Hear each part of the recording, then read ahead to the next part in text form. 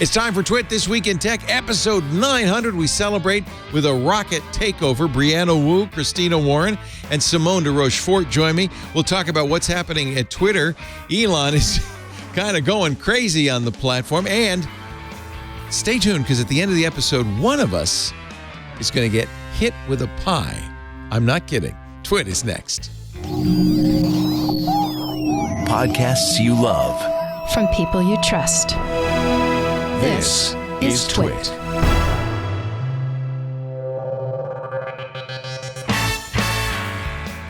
This is TWiT, This Week in Tech, episode 900 for Sunday, November 6th, 2022.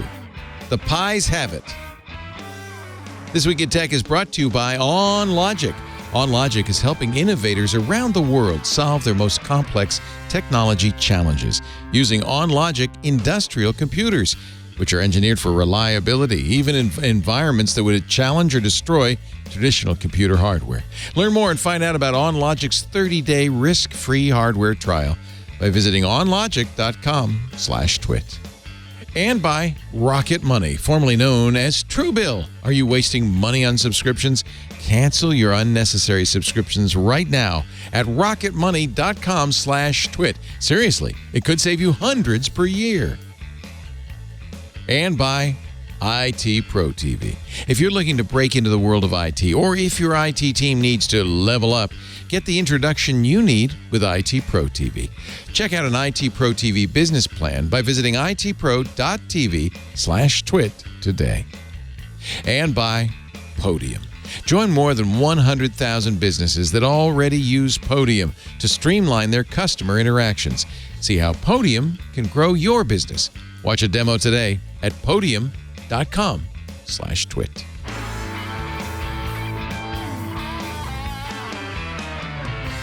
It's time for TWiT This Week in Tech, the show we cover the week's news. This, ladies and gentlemen, is a momentous occasion for a number of reasons. First of all, it is our 900th episode, TWiT 900. Oh my gosh. I know, that's kind of hard to believe. Second, because we're being taken over by the Rocket Podcast. It's so exciting for me. I'm a huge fan. Woo! From right to left. Well, you all know Brianna, well, my right, your left, Rebellion Pack. She's been here many, many times.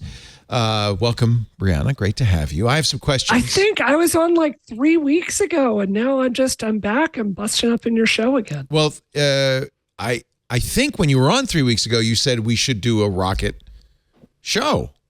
And you invited us. And I was like, yes, we're going to make it happen. I know what happened, because I said, I can never get Simone to show up. We try and we try to get her on the show, and she never can do it. And you said, I'll talk to her. And I said, well, why don't you get Christina too while you're at it, and we'll make it a rocket takeover. Here's Christina Warren. Hello. Film girl in studio, senior developer advocate for GitHub. GitHub's having an event this week. Yes, Github Universe is githubuniverse.com. Please register. But that's going to be Wednesday and Thursday at Your Buena Convention Center here in San Francisco, and but it'll also be streamed online, so I'm in town for that. Nice. And what's actually funny is that I'd reached out, like, unrelated. We wanted to get you on, yes, because you were going to be in town, exactly, so you could come in. So I was already planning on being here, and I think that's why we're doing it so quickly, Brianna. Because we have 2 out of the 3. If only somebody knew Simone de Rochefort, we could ask her to be on. Simone is here. She's finally joining us from her dungeon. You have this my windowless dungeon. You know, now that I know you live in Manhattan, I understand this is actually a palace. Right. It is. Where's your kitchen? Is that over on the left there with the bell? Yeah, right back there. Yeah. Just right back there. I just climb into the closet. I turn on my little Bunsen burner. I've never seen smaller kitchens in my life than in New York. Oh yeah, no, it's great. You get, like, if you have a dishwasher, which I did in Brooklyn, but it was not a full size. It was like the half size dishwasher, which is almost worse than no dishwasher at all, because like you can maybe get one pan in it. Yeah. Well, the temptation and the possibility is there, but the reality. Exactly. See, I did. They had. Remember Bob, the mini dishwasher at. No, that's not it. No, wait a minute. Let me see if I can find it. At CES earlier this year. Oh, yeah. It was a personal dishwasher. Yes, I remember this now. It was tiny. And I thought, well, who would want that? Now I know. People who have small apartments. People like you. It's just a little dishwasher on your sink like that. Oh, it's so cute. Oh, that's so cute. Oh, I love that. That's great. Can I say something to you young people? Just wash Please your do. goddamn dishes. What the hell's Okay, wrong hang with on. you? No, I'm I not mean, gonna hear that is slander what about most of us this. wind up doing because we don't have a dishwasher. But yes, This I have- dishwasher holds 3 dishes and a casserole. You could wash it in half the time it would take to load the damn thing. it's Sorry. true. I have 2 important points to make. One, you should always hand wash pans, knives, things like you. that. There's no reason Thank to put them you. in the dishwasher. Now, very important. However, Do you go put on. your silverware handle up or handle down? Handle down? Okay. Oh, so, I do mine handle up. It's controversial. I know. Well, my wife and I, she throws everything in the dishwasher, including my beautiful knives with the wooden handles and my wooden You spoons. can't do I got to the What? point where I buy wooden spoons by the dozen now because I know they're going to get warped and ruined. Right. And everything goes in the dishwasher. But then we had a fight when we first got together many years ago, handle up or handle down. So that's why I'm asking. My personal feeling is you put the tongs down Yes. so that you can remove them and hold them by the handle. You don't want to pick it out with Exactly. I don't have to sterilize myself to get my silverware out of the dishwasher. You agree? I'm 100% with you. Apparently Simone Or are does you not. putting tongs in the dishwasher? No, Those no, are just hand regular. wash. Regular silverware. Yeah, like putting Oh. the fork down. Like you don't want to Oh, the tines. yourself. Tines Okay, down yeah. or tines up is the question. I tell you, kitchen knives, you don't mess around with that. Those are, if you cook seriously, that Oh, I is, know. especially your favorite chef's knife. I know. That is, you don't, like, if I think found out I've- Frank put my chef's knife know. in the I've broken dishwasher, her we of would that. have a fight. I've broken her. Yeah. I think Anyway. the real question. Oh, go on. No, move on. The real question in my mind is how much is this going to be like Rocket? And how much is going to be I like could Twit? talk about washing dishes for I know. literally the whole 3 You're hour trying show. to turn this into Rocket, and that's We've literally never once talked about housework on Rocket. Yeah. Literally. No, We no, but I actually mean- haven't, even though it's my favorite thing. wow. Well, here's your opportunity, Simone. No. Rocket is a wonderful podcast on Relay FM that talks about really a lot about news, right? In fact, I'm going to apologize because I think we're going to kind of rerun your last show That's a little completely bit. fine. Because Well, no, but look, there's been more stuff since. There's been more stuff. We had to record on Tuesday because I was going out of town, and everything that happened between Tuesday and now, it's a whole other show's worth. So we're Elon good. fired the whole everybody on layoffs. Friday. He sent Yeah. out a note saying on Thursday, don't come in. By the way, I love it that it was signed Twitter. Elon, we know it's you. Don't come in. We're locking the office because we're going to lay a lot of people off. All of you, this is cruel. All of you are going to get an email with a subject line, something like your future at Twitter. Yes. And then we'll read the mail and learn whether you are staying or leaving. Well, it would depend on where it went. If it went to your personal mail, that means that you're gone because you've been locked out of everything. But if it went to your work mail, then congratulations, you are still employed for the moment. I can't imagine anything handled more poorly. Me This is either. the worst layoff in history. Worse than the guy who fired everybody on Zoom. So do you think it's worse than that? Because I was having this debate with some people in like a Signal chat where we were trying to decide. I think overall this is worse because of just how there was no communication for the whole week that he'd owned the Those company. poor people were just It's awful. twisting in the wind. for a Agreed, week. and I think the uncertainty was so bad. But I do wonder, like I think that also just being called into a group Zoom meeting and being told you're fired, and then the meeting cutting out That's halfway pretty through bad. because they were cutting everyone's access. Regardless, this was it's my terrible. question too, because we were talking about this a bit, Christina. And when I initially read the story, of course, first it was the Washington Post reporting there might be 70% of the company laid off. Then it was a slightly lower number, I think, when we recorded on Tuesday. Right. And then it ended up being a ton of people. And as I was reading about how this was done, which does seem very cruel, I did start wondering, like, what is the right way to do this in a world where so many people do work from home at this exact moment? And that question was kind of answered for us by the Stripe layoffs. Yes. Which we talked about, Christina, which, like, obviously layoffs are terrible and one would hope that you would never have to live through them. And they're hard for people who are laid off. They're hard for the people who remain behind at the company.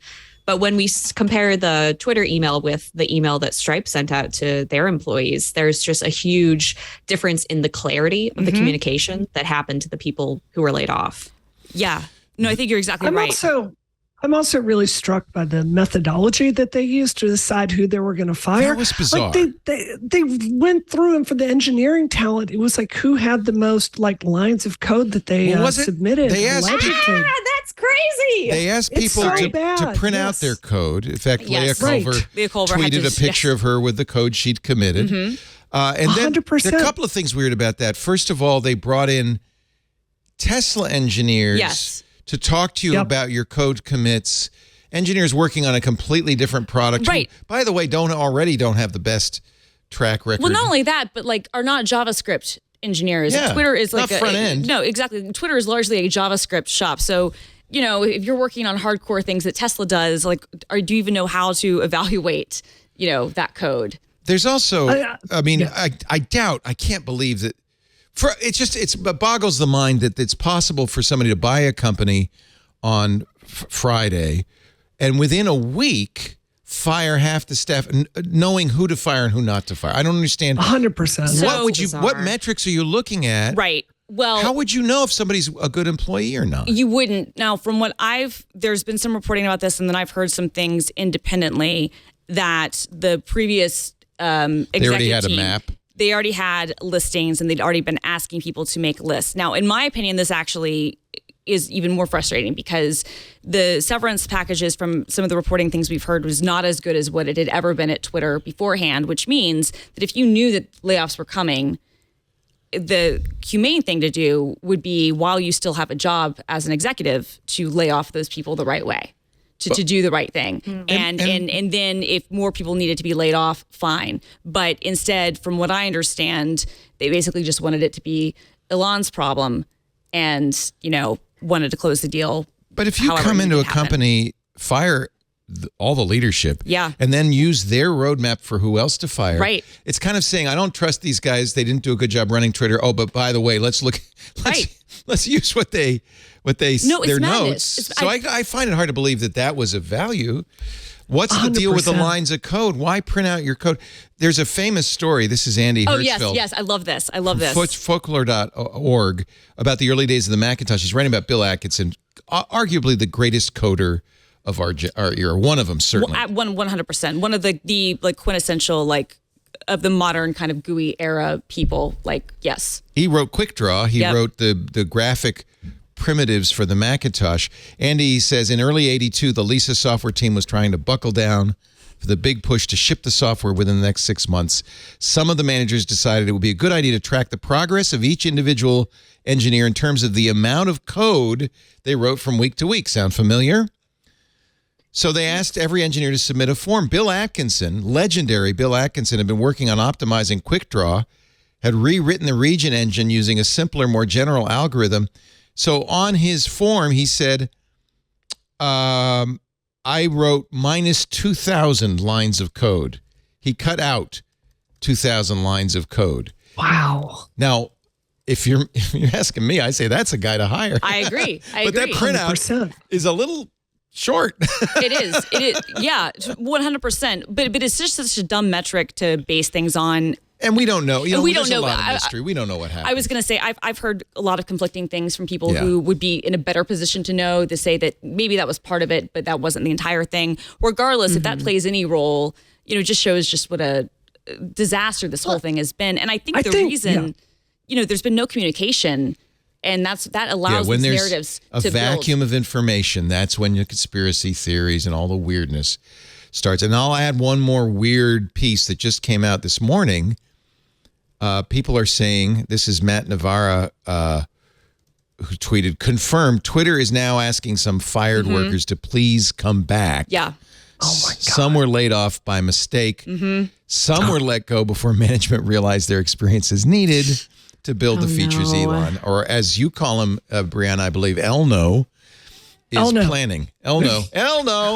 I made a typo with that. And I'm like, no, this is actually better. It's catching on. Make a viral tweet about that. No, it's great. I love it. I love it. Well, it also has the advantage that if Elon's looking for his name, which he is undoubtedly spending most of his day doing, yeah, he may not find Elno. That was part of my thinking. Did we all see about how a lot of this stuff leaked? Was that when he added some of the new lieutenants and some of his new henchmen into Twitter's Slack instance, they did not realize that the channels they created were not private by default. Yep.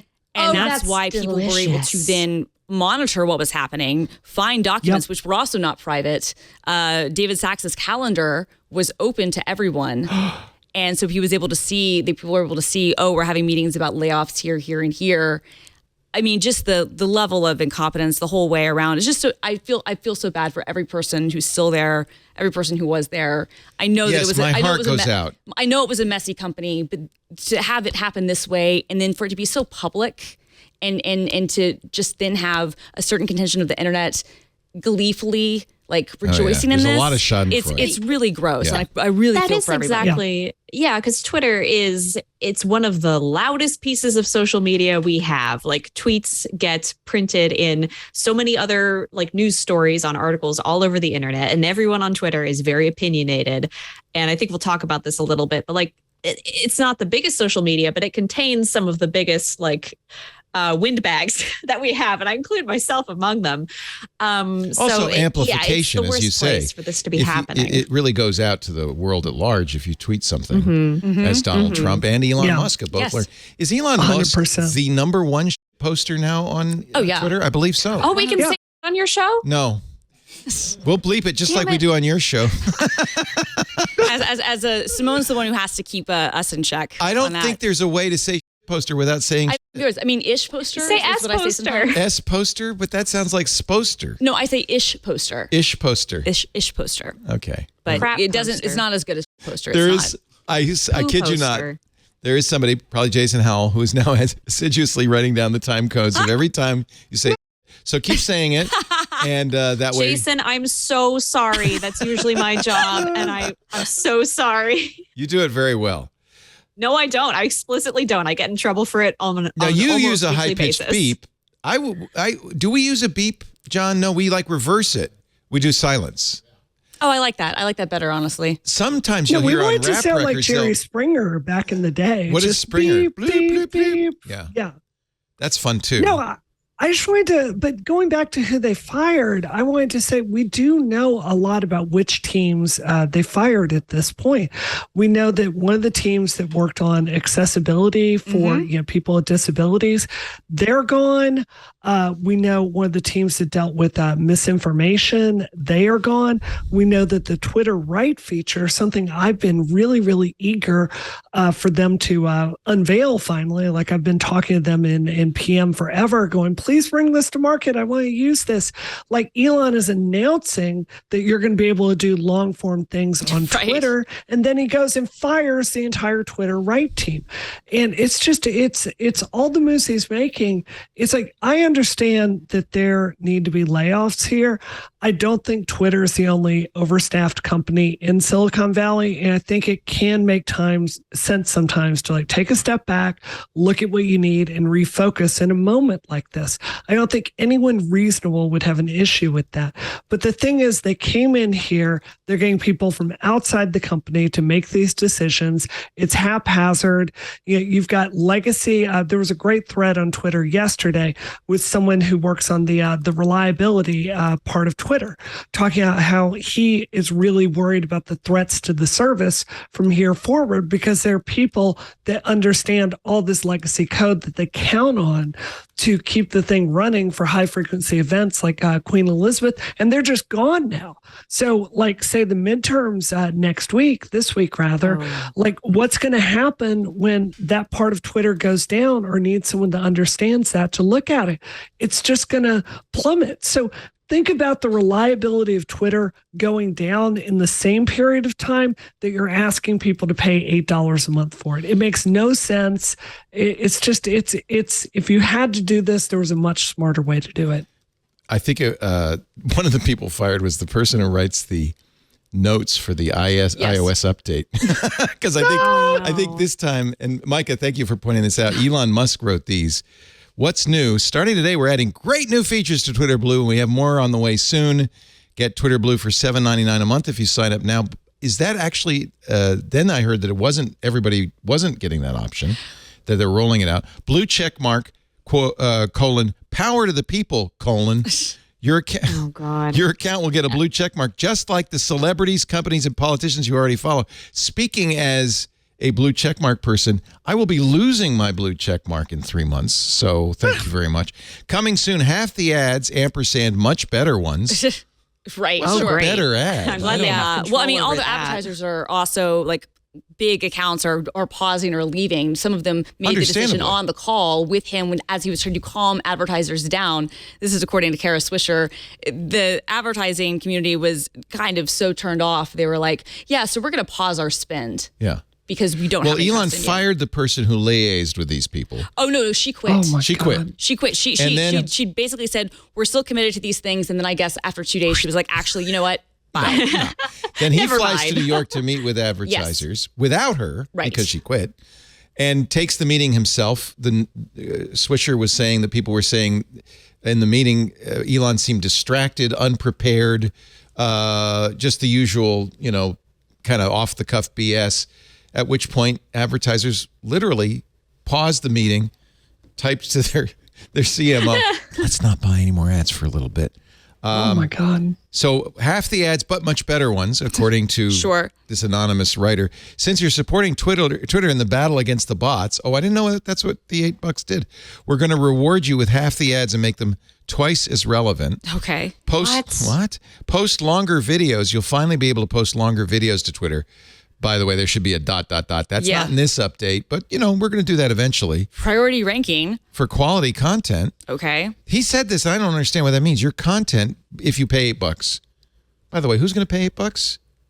Kanye. Christina Warren. Christina Warren absolutely will. Are you going to pay $8? Yeah. Absolutely. Really? I already pay for Twitter Blue. I'm not going to That's unsubscribe. $3. I know, but it's but then I think they changed the price. I don't even know how much I pay. It's yes. It was $4.99. Then it was $2.99. Then it was $4.99. Now Right. it's $7.99. And I think I've been paying $3.99 or $2.99. I don't know. Yes, I will pay $8. $20 I might have. Brianna? questioned. $8, yes. $8? I'm with Christina. I already subscribed to Twitter Blue, and I've gotten so much out of Twitter for my career, and I'm there to go viral and it's beneficial to my career and the things I want to do. But isn't that And where paying you were $8 a month? most attacked in Gamergate was on Twitter? 100%. Like Twitter it's the bane of my existence, and it's like also a critical tool for me to get through my day. And it's hard, but like that algorithm. Christina's on Twitter right now. Yeah. Right. I can't quit it. I've Okay, can I just say something? And I want to say this in the kindest way Sure. possible. You sound like Stockholm syndrome. You're not like wrong. you sound like cigarette addicts who Fair. are Fair. trying to give up something that's bad, patently bad 100%. for you. Yeah. You're not in any way Yep. wrong, but it is hilarious, awful, wonderful, You just amazing can't- things happen. You can't let it go. Well, it's just, look, at a certain point, if the people who I'm on the platform for, which make it worth being on, go away, if the culture goes away, but just ridiculous, stupid things will happen that only happen on Twitter. Yeah. And There is some cultural thing going on. there is a cultural thing going on. And even now, as it's breaking down, the fact that it's happening on Twitter is in and of itself like the car crash you can't turn away from. So as I've been joking, like I will be, playing, near my God to thee as this goes down, like until it sinks into the sea. You'll be dancing on the deck of the Titanic. Mhm. I have thoughts about this because while I am very sad about everyone who has lost their job at Twitter, I do think there's something very special and interesting about a website that is fundamentally broken. And Twitter has been that in a lot of ways for many years, in ways Yes. that Twitter itself has been actively trying to fix when it comes to addressing harassment and misinformation and all of these incredibly important things that make the website more humane to be on. However, as a person who is on Tumblr right now, a website that is fantastically broken and has a strange community that feels like they've been through something together, there's something in me that is excited for that era of Twitter, because I don't think it's going to die. If it dies, it won't die right away. Like the people who are in it for the long haul, like you, Christina, they're sticking around. And until they go away, Twitter will continue to exist in some form or other. And I think we're just going to see it kind of evolve in strange and fascinating ways. And I'm interested in that, not in a car crash kind of way, but in like, what happens to this community? What does it turn into? And I think maybe it only becomes a problem because there are so many high profile people there and because there's so much potential for misinformation. So like, it's not all fun and games, but I do think it's fascinating. It is possible that it could technically fail if you fire half Oh, yeah. the people, if you don't fire the right Sure. half. Oh, see, honestly, to me, I think that So a week ago when this stuff happened, if you would ask me, well, what are the chances of Twitter literally kind of catching on fire and a lot of people moving off and it dying very quickly, I'd have been like, look, I'll see you all in 2 days. Everybody's moving to Mastodon. I'm like, see you in 5 minutes, right? Like you're going to be back on in half an hour. You're going to do the same thing that, as we were talking pre-show, all of us have done. We sign up for these services, we use them, and then we go back to what we know. But seeing how this was handled, seeing some of the changes that they claim they aren't making, but now there's no one to, kind of keep things running, knowing things that I've heard about how like the internal code bases of Twitter has been handled, I do have very real questions, which is this site going to be able to remain up? And where's the institutional knowledge and what's going to happen? And, even though they laid off fewer people on the trust and safety team, that doesn't mean that there aren't still other people on to, like, what are you doing to prevent fraud? Like Lon says he wants to get rid of the bots, but are you employing the people who were going to do a good job with that, right? Or is this going to become overrun? So I don't know. I think that you're right. I think there's a very real possibility that it could break down technologically. I also think, and this is a total 180 from where I was a week ago, that it is much more likely that things could get worse much more quickly than I thought. Yeah, and the midterms will be the big test of that. I also, go ahead, Simone. I was just going to say the midterms next week is where we're going to see that tested for the first time, probably. 100%. I think, Twitter, just like Tesla, is facing a huge amount of competition. I think TikTok really opened up the door that, you could have people come in with a better product and, get a real foothold. TikTok got a foothold by not just focusing on Gen Z, but by making it a pleasant place to spend time. If you're on TikTok, there's not just this barrage of negativity that you get with Twitter. I think if you had those half of people that quit at Twitter and they went and started something that was just like, look, Twitter as a technical product is utterly fungible. And they said, we are going to put trust and safety first. That is our primary mission objective. And on top of that, we're going to verify the journalists and we're going to tweak the algorithm so it's more about broadcasting current events other than quote tweet dunks on everybody, right? I think the real problem is Twitter is not a pleasant place to spend time. It's a tool that all of us need, and for major events it's a lot of fun. Like there have been like days on Twitter, it's just the best thing that's ever happened when someone makes a huge mistake. Like, do you remember the Will Smith slap thing? That was a great day on Twitter. Probably wasn't good for Will. Okay, well, do you guys remember the greatest day in the history of online, which was when the llamas escaped, and then later on the dress happened? Yes. Oh, on the same day, the dress and the llamas. That was the greatest day in the history of online, and Twitter was amazing. So wonderful. I thought you were going to say. I think you guys have mush minds. You guys have mush minds from watching too much Gilligan's Island and eating too much cotton candy. Definitely, that's a show that I've garbage seen. culture. Yes, it is. This is garbage culture. It is absolutely garbage. Yeah. And we are garbage. We're not good people. for you. And you're not garbage people. No, but we are. And there's a No, certain... you're not. You're not. You deserve better than llamas escaping in blue gold dresses. You deserve better. Have you listened to the show? Do you know how many episodes we've had on Anna Delvey? Wait, I want to know what Leo's best day on Twitter was. Yeah, what was your best day on Twitter? Oh, no, I've had nothing but bad days on Twitter because, in fact, one of the reasons I pulled back from Twitter was I realized, and I think some of you have not yet realized this, that the only thing you can do on Twitter is get in trouble. That it's very hard not to get in trouble because what happens is Twitter's designed to get you in trouble. Okay. And what you put on Twitter feels like it's quick, it's fast, it's gone immediately, and it's not, it lives forever. So I think for most people, Twitter ends up being a dangerous place. And I include Elon Musk in this. I include myself. I stopped tweeting on Twitter because I got in a fight with somebody. It really wraps you up and winds you up and you get in a fight. And then a day later you go, what have I done?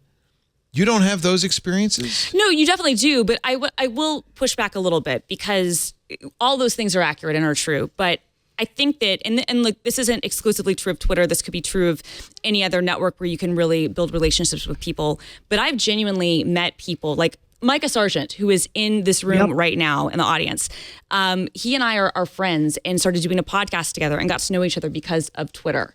Brianna Wu, Simone de Rochefort, and I, like, because of social networks. I've built real relationships. I've gotten jobs. I've had really in-depth conversations with people that I would have never otherwise had a chance to meet, even through things like Twitter Spaces.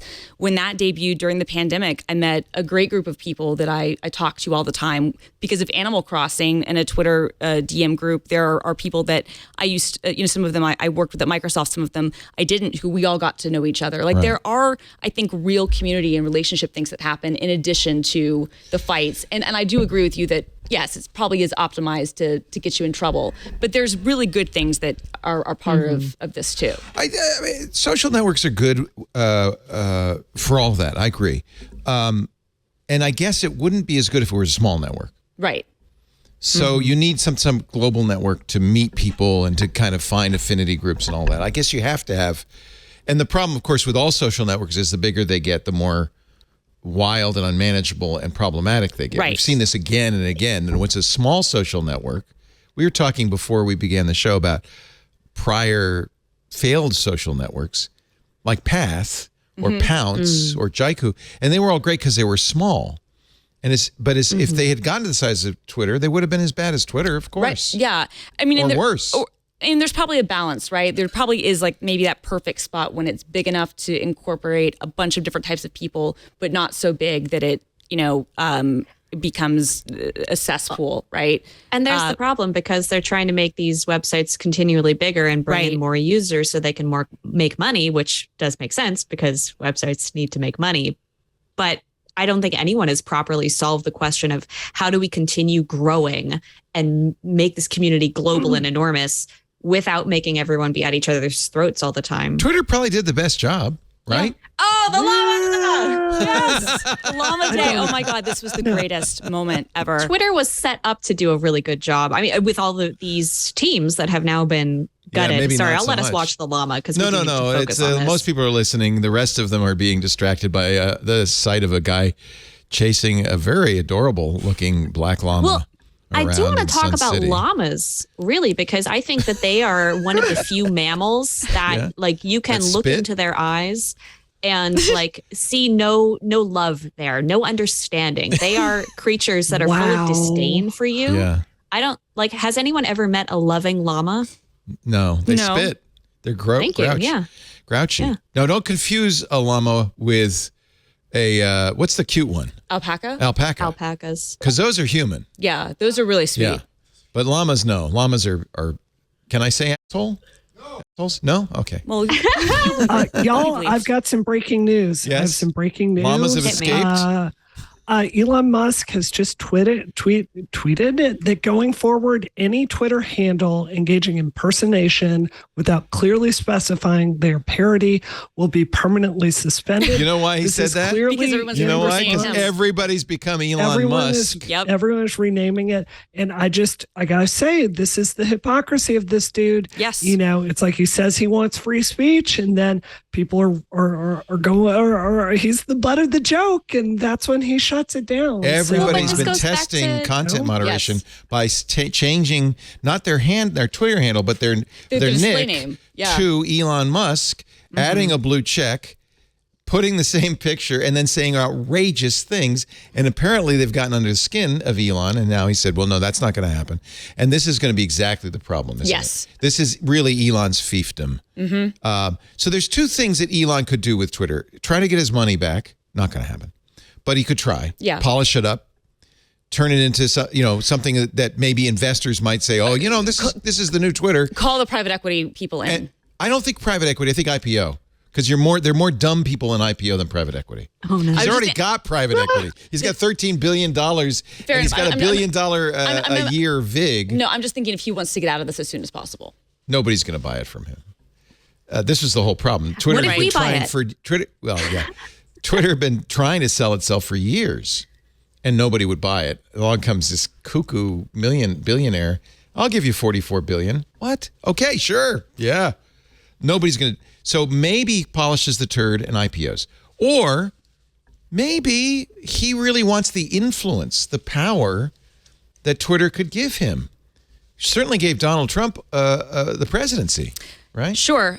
Although I think there's a question to then be had, which is, does that influence remain if it turns into, if all the people and the programs that made it what it is, if they go away, and if it becomes this fiefdom? No, but he's Philip Morris. He's got you guys hooked already. Well, no, so but all he has to do is keep feeding you the nick, and you're going to stay on. Well, we're hooked, but at the same time, I will say, like, but genuinely, and I say this as somebody who I just said I'm going to go down with the Titanic with this thing, and yes. I will, but I'm also going to add a caveat with that, which is that if people that I get a good experience with, and I'm not talking about the good experience of when we all are mad at someone, but like the genuinely good experiences, if that goes away, I might still check in, but I'm not going to be active, right? Like that's a different sort of thing. Yeah, I mean, I still read it. Right. But that still means it has influence. You're a journalist. Well, you're not a journalist anymore, but you were. Yeah, right, sure. Lots of journalists, they will read it. They will amplify. The New York Times will still publish tweets. Well, I mean, that's what I'm saying. I think we'll see, because if the people that would be doing notable things go away, if it's just his, echo chamber, then I don't know. I don't know if the culture remains the same. Well, he's screwed. It's just about him. If that happens, he can't polish the turd and sell it, and he won't have any influence, then he's really out of luck. Then Neil Patel's correct, and he's entered his own impossible Hobson's choice. It's a hellscape. Yeah. Mm-hmm. I genuinely believe some team is going to come forward and they're going to do the things that the reasonable people on Twitter have been asking for years. Better trust and safety, more transparent policies, lowering the toxicity, tweaking the algorithm so it's less about outrage and more about positive conversation. There is definitely a space for a product like that. I think journalists, generally speaking, are interested in getting their stories out to people and looking at sources. And I think that the credible people that Twitter is basically provide the content that makes Twitter worthwhile. I think increasingly they're going to look at the way Elon is running this thing and they're going to be looking for alternatives. And I think there's ample space for a competitor there. There isn't one yet, though, right? Yeah. There's nobody that's a reasonable competitor, right? Not in the tech Not space. Facebook. I do want to say, I signed up for Mastodon on a whim. And look, we've criticized it plenty on our show. It is hard to access. The onboarding gets an F-. But I have to say, the conversations I'm having on there, because of the technical barrier to signing up for it, it's like app.net again. Like it's very technical. We've run a Mastodon. You didn't know this, but we've run a Mastodon instance for some years, twit.social. I've been really impressed with it so far. I'm a little nervous about actually enticing people from Twitter to come over. I don't want it to turn into the next Twitter. I think that would be, in fact, I kind of tell people, tone it down. This isn't the same place. Get to know the culture before you start doing the same stuff. I'm a little nervous, actually, about Mastodon attempting to become Twitter. It has some structural things that will keep it from that. The federation is great. I run an instance, you run an instance, they run an instance, and you can block instances you don't like. You can choose who to follow. You can have different rules. In a way, you could do what I was saying, which is create a small, kind of more personal space that still connects to a larger global space. So there is, and that's what Blue Sky, by the way, Jack Dorsey's attempt to create a federated Twitter is all about. Do you think Blue Sky is going to be come along and be a replacement? I signed up for the beta. Don't have an invite yet. Same. I don't have an invite either. And I was mean to Jack Dorsey on Twitter yesterday, so I probably won't. You were early. What'd you say to Jack? You picked a fight with Jack. Jack said, "I grew it too fast. It's my fault." And I basically said that was a little bit too little too late for the thousands of people that were laid off. But anyway. By the way, Jack has a massive stake still. Oh, I know. In Elon's Twitter. I know he does. Yeah. I know he does. Yeah. And anyway, so I think that things like Blue Sky and Mastodon and others have a lot of potential. I don't think Jack was wrong when he said that he'd wished that Twitter had always been a protocol. I do feel like that's a little bit of false, like looking back, what he's saying doesn't really match with the reality of what his decisions were when he was CEO of Twitter both times, right? Because he made decisions. A lot of revisionist history. That's the word I was looking for. He's a lot of revisionist history, but I'm not opposed to those things in theory, but it still doesn't. The challenge you'll still have is that even though you can have these big, these multiple instances, there will be one instance that becomes the centralized place. Just like with anything else, there will be a centralized hub. There has to be, right? Always. I mean, same thing with Bitcoin, right? Like Coinbase and Binance. It always places. happens. Always. For NFTs, it was OpenSea. Exactly. It always happens. And so the problem with that is that once something becomes the de facto home or the largest place, you still face the same challenges that you would face it with Twitter, right? With how do we moderate? How do we enforce things? How do we grow? How do we keep different opinions without allowing harassment? It's do we have to have somewhere like that? I don't know. Need what do they call it? The public square. I don't know if Twitter's the public square. It's the closest thing to the public square I guess we have. We used to have Walter Cronkite, right? We used to do 3 television networks. There was everybody watched the same TV shows. So there was this certain community within the U.S. and a certain hegemony too, right? Yeah, well, it was bad because obviously it was CB. If you watch Walter Cronkite, he famously was the guy who ended the Vietnam War because he lost faith in President Johnson's plans in Vietnam, and he said it on his broadcast, and that was that. Uncle Walter said it's a bad idea. Everybody changed their mind. Protests had gone on for years. I marched in them. It was a big deal. Didn't change America until Uncle Walter said so. We don't have that anymore. Right. We don't have a central place. Do we need one?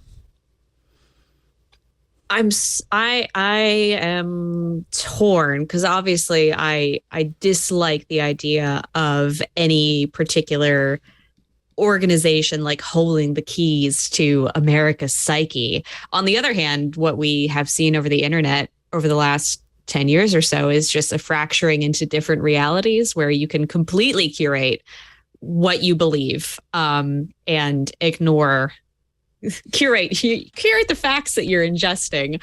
And I don't have anything positive to say about that. I don't really see do you think that's, I don't know, that's as a result of this lack of centrality that now we've got QAnon believers and there's no but then reason who gets to decide what the central reality is? Well, right? You didn't want to. I mean, it was a big corporation that decided that. That's obviously not. Yeah. Maybe it's going to be a guy like Elon Musk that's going to decide that. That's is probably Walter not what we Cronkite want. still alive? And if No. not, could we resurrect him? Yeah. Let's think about that. I could do a pretty good Walter Cronkite. Maybe I'll do that. Okay. Whoa, Walter Cronkite, deep fake.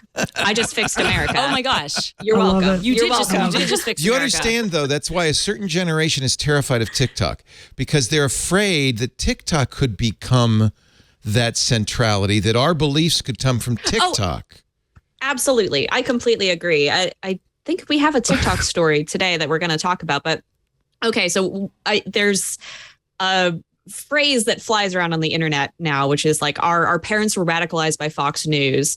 Gen Z is being radicalized by TikTok. And I think in some ways that's true. I like TikTok as a platform. I think there's a lot of good stuff on TikTok, but it's true that there are large parts of the population that are getting news and of other recommendations from TikTok and from people who are incentivized to make the loudest and most divisive content possible. And that's another problem that I don't have an answer to. Is it the Chinese Communist Party, though, that's doing that? Or? No, it's not. The call is coming from inside the house. Yeah, exactly. It's us. It's coming We're from the inside the house. problem. Love that. I don't That's necessarily exactly agree right. with I don't necessarily agree with that. I mean, I think if you want to zoom out and look at this issue from 30,000 feet, we are in a global information war that's taking place every single second of every single day, and we are losing that war. Who's we? 4 billion. We meaning democracy. Like it is so, the incentives on social media is exactly as profitable for Facebook and Twitter and Reddit and YouTube to pump out false information as it is true information. There's nothing there to fact check it. And because of that, you have you have strongmen all around the world that are weaponizing these incentives and our ideals against us. I mean, democracies fundamentally depend on a free flow of information so people can make decisions. We have so much garbage in the zone today because of what are essentially information weapons factories that, I mean, this is why it's not just the United States struggling with this. Point to a democracy. We're all struggling with this. And I think, I mean, I've been saying this for years, Christina, I disagree on it, but I think you've got to aggressively regulate social media. I think there's got to be some question at some point, is this good for national unity? Is it good for democracy? But isn't that what the authoritarians are doing, is regulating social media? That's exactly it. In their countries? Because what we say, the regulation we like isn't going to align with the regulation that another administration might like, even in our own country. Like that's my fear with that. I don't know what the answer is. I understand the conflict. And you're right. The only way we as a society have of exerting our will is through government and law. But that seems to, Brianna, I think it feels like it's failed. And and it's in the process of falling apart. And so you can't be sure which government is gonna do that. And as a result, I mean, I don't think the corporations should do it either. No.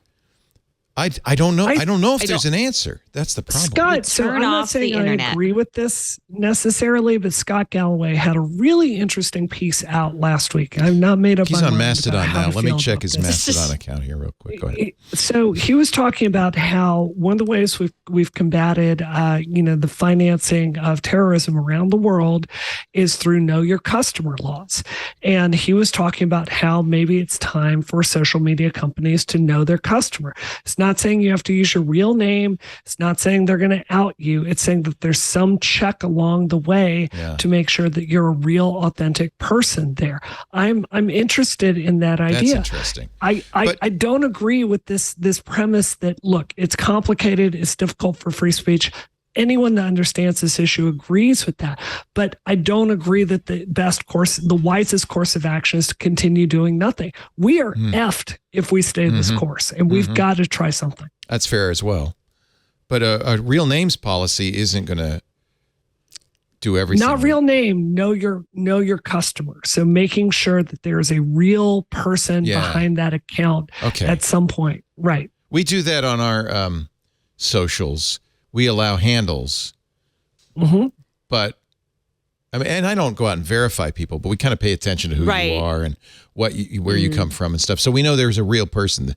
I'm not against bots, by the way. I have bots on Twitter. Yeah, I think the bots can have value, right? There's a difference between spam, which is really what he's talking about, and bots, which can have a specific purpose. And influence bots, which are created by Russian troll farms, for instance. Fair, right? There are thousands of accounts created by. Yes. I don't think Elon cares about those at all. Oh, he doesn't care about that. What he cares about are the spam ones that are making things unpleasant for him. Spam's easy to get rid of. It's not illegal. Right. You don't do it by law, but I filter spam on our Mastodon account. If I see spam, I cancel the person very happily. Don't mean. Oh my God, Leo Laporte, pro cancel culture. I chose that word intentionally. All right, let's take a little break. This is fun. This is better than being on Rocket. This is with Rocket. It is Rocket meets TWiT. Simone de Rochefort, Brianna Wu, Christina Warren in the house. I got something you're going to want. This is an advertiser called OnLogic. Look at this. This is the cutest little thing. What do you think? That's a computer. It's adorable. This is an industrial computer. So this is what's changing in the world, right? It's not a one desktop, one computer world anymore, right? It's computing at the edge. It's computing everywhere. OnLogic makes computers you don't even see, an entire hidden world of computing that's changing everything from sustainable agriculture, smart cities, in factories everywhere, increasing manufacturing efficiency. That's where you'll find OnLogic's distinctive orange industrial and embedded computers. These are amazing. No fan in here. You see all the fins on it. It's a passive cooling. This thing, you could throw this 100 yards. Your quarterback, what's his name? Simone, could throw this. I don't know if can he throw 100 yards? He could throw this. He could throw this, bounce it down the field. Absolutely no problem. OnLogic is the first choice. Here's another one. In industrial computing for innovators around the world who need computing power that can survive and thrive where traditional hardware might fail. Look at this. I've got 6 Wi-Fi choices on here. That's because I'm in a factory, right? With multiple Wi-Fi access points. OnLogic designs and creates computing solutions that can fit in the palm of your hand while powering everything from advanced robotics and AI to manufacturing automation to digital media solutions, smart agriculture technologies. These are passively cooled. They're ventless in some cases, so no dust, no dirt. They're engineered for reliability. No airborne contaminants can get in. They've removed the fan, so it's a completely solid-state device. Bang it around, be great for a truck, right? Doesn't matter. Shock and vibration do nothing. Other design features and specialized components protect systems from extreme temperatures and interference. These are just two examples. There's an OnLogic for whatever need, whatever IoT or an industrial or embedded system you need. They run all kinds of processors. They're extensively tested to operate reliably wherever they are. A remote mining operation, I don't hope you don't see it, but you might see this on a crash cart in a hospital. OnLogic extensively tested to operate reliably no matter what. The team at OnLogic is so committed to making a product that is tailored to your unique challenge. They love that challenge. They can't wait to hear from you. They partner with leading software companies like AWS to enable rapid evaluation and deployment of edge computing solutions. They have, in fact, a line of AWS IoT Greengrass compatible computers approved and vetted by AWS. So for Greengrass, what a great solution. Gives you the peace of mind that it's going to work right out of the box. It's certified. If you need a computing solution that can easily be configured to your particular needs, supported by industry experts who are just a phone call, a website chat, or email away, delivered to you quickly, the team at OnLogic is ready to help. I love these guys. I'm sure they're going to want these back, but I can think of so many things that we could do with this. Just so cool. And it's built like a brick, right? OnLogic. To get started and learn more about OnLogic's 30-day risk-free hardware trial, visit onlogic.com/twit. onlogic.com/twit. I'm a little weird, but this is the kind of thing that gets me drooling. I just go, oh, it's so cool. Oh, I can think of all sorts of things we could do with these. Thank you, OnLogic, for your support. You're supporting TWiT, by the way, by using that address, so make sure you do it. onlogic.com/twit. Enough Twitter. Yeah. Never, right? Never, never, never. We want more Twitter. No, I think we Twittered out. We might be. I mean, especially now that he's all that Twitter is right now is just everyone changing their handle to Elon Musk since he said that he's going to ban impersonations. Oh, is it now spreading? Yes. It's very Elon. Yeah. How okay, let's take some bets. How long before you start feeling sorry for poor Elno? Never. Yeah, no. Never. He's a billionaire. Never. If I was a billionaire, do you think I would ever tweet? Ever? I mean, I'd be on the spaceship to Mars every weekend. So here's the thing. I think we underestimate how much fame and fortune disturbs the human mind. But we've got lots of evidence of it. We do. There's like very few exceptions. Taylor Swift is an exception. She seems like a real great normal person who survived her fame. But then for every Taylor Swift, there's a Justin Bieber or a Madonna or, Right. on and on and on. Poor Lady Gaga, I'm sure, driven mad by her fame and fortune. It's just not a natural thing. And I think very few people in the 3 Comma Club have survived that. Yeah. It has to be hard when you have so many people who want things from you and are willing to tell you so many things that you want to hear, and you're treated so differently. He thinks many billionaires, and Elon's in this group, think they're a genius because they're a billionaire. Right. Well, he is a very smart guy, but there are smart people, as I think we've all probably experienced this, who overestimate their intelligence and think that because I'm very smart about one thing, that means that I know everything about everything. Is that the Dunning-Kruger effect? Yeah, I think so. Where you think you're smarter I saw a study in Harvard Business Review that I always think of when this comes up. So they looked at the ultra wealthy and what happens to your brain when like the physical concerns of the world are no longer something you have to stress on a daily basis. You're at the top of Maslow's pyramid. So 100%. Life is great. You're going to self-actuate by becoming an edgelord? Yeah. Well, what they found is in all of these cases, or many of these cases, the very skills that made you successful in the first place, like the ability to read people, the ability to understand people, the ability to sense discomfort, those skills that like help you like get a footing in life. You become a sociopath. Those become eroded 100%. Oh, my. You're unable to sense people's emotions, and you become narcissistic at the same time. Yeah. So, you no longer have sympathy. yeah. I would simply buy a Formula One team. Yeah, you would. And now, would you try to run the team, Simone? No. This is the question. Well, depends on how rich I am, right? But you'd hang out in the pit. I know you would. Okay, but if I know you would. But if you're rich enough to own the team and you're rich enough to like buy it, would you then go to the place where you're like, well, I'm going to run this the way I want, or do you hire someone else and trust them to do it? That's the thing. I start off hiring someone to run it myself, but as I become more and more wealthy, my ability to discern the truth erodes, and then I say, I'm going to run the team. Yeah. Right. So you 10 become years the problem later, I am the problem. Yeah, absolutely. You think that's what happened to Toto? No! Oh my God! Don't even slander Toto Wolff in front of me. I'm sorry, I just yelled. I think I hit a nerve there. A little bit. A little. tiny, I love this. Yeah, I think you broke her. Mercedes' problems this year, I think, are entirely the results of some of their top engineers not like having the time to work on the car, and then also the decreased aero time. Yeah, so but what happened? I think they're going to come back in 2023 with a good car. What happened to Ferrari, though? Oh, what hasn't happened? That's just being Italian. Now I'm playing to the crowd, aren't I? I'm like winding her up. You are. This is so good. This is so good. I'm enjoying this so much. I think that knowledge of F1 could come in handy later, Leo. Oh, okay. Just saying. Yeah. When do you want to do whatever this thing is that you're going to do? I'm ready for it now. If you are, let's save it for after the next break. How about that? All right. Because I have a few more things to talk about. Damn. Oh, yeah? Did you, by the way, okay, who's an expert in League of Legends? Not me, unfortunately, I've never but I'm played, ready to talk about it. You guys are gamers, so I know you know.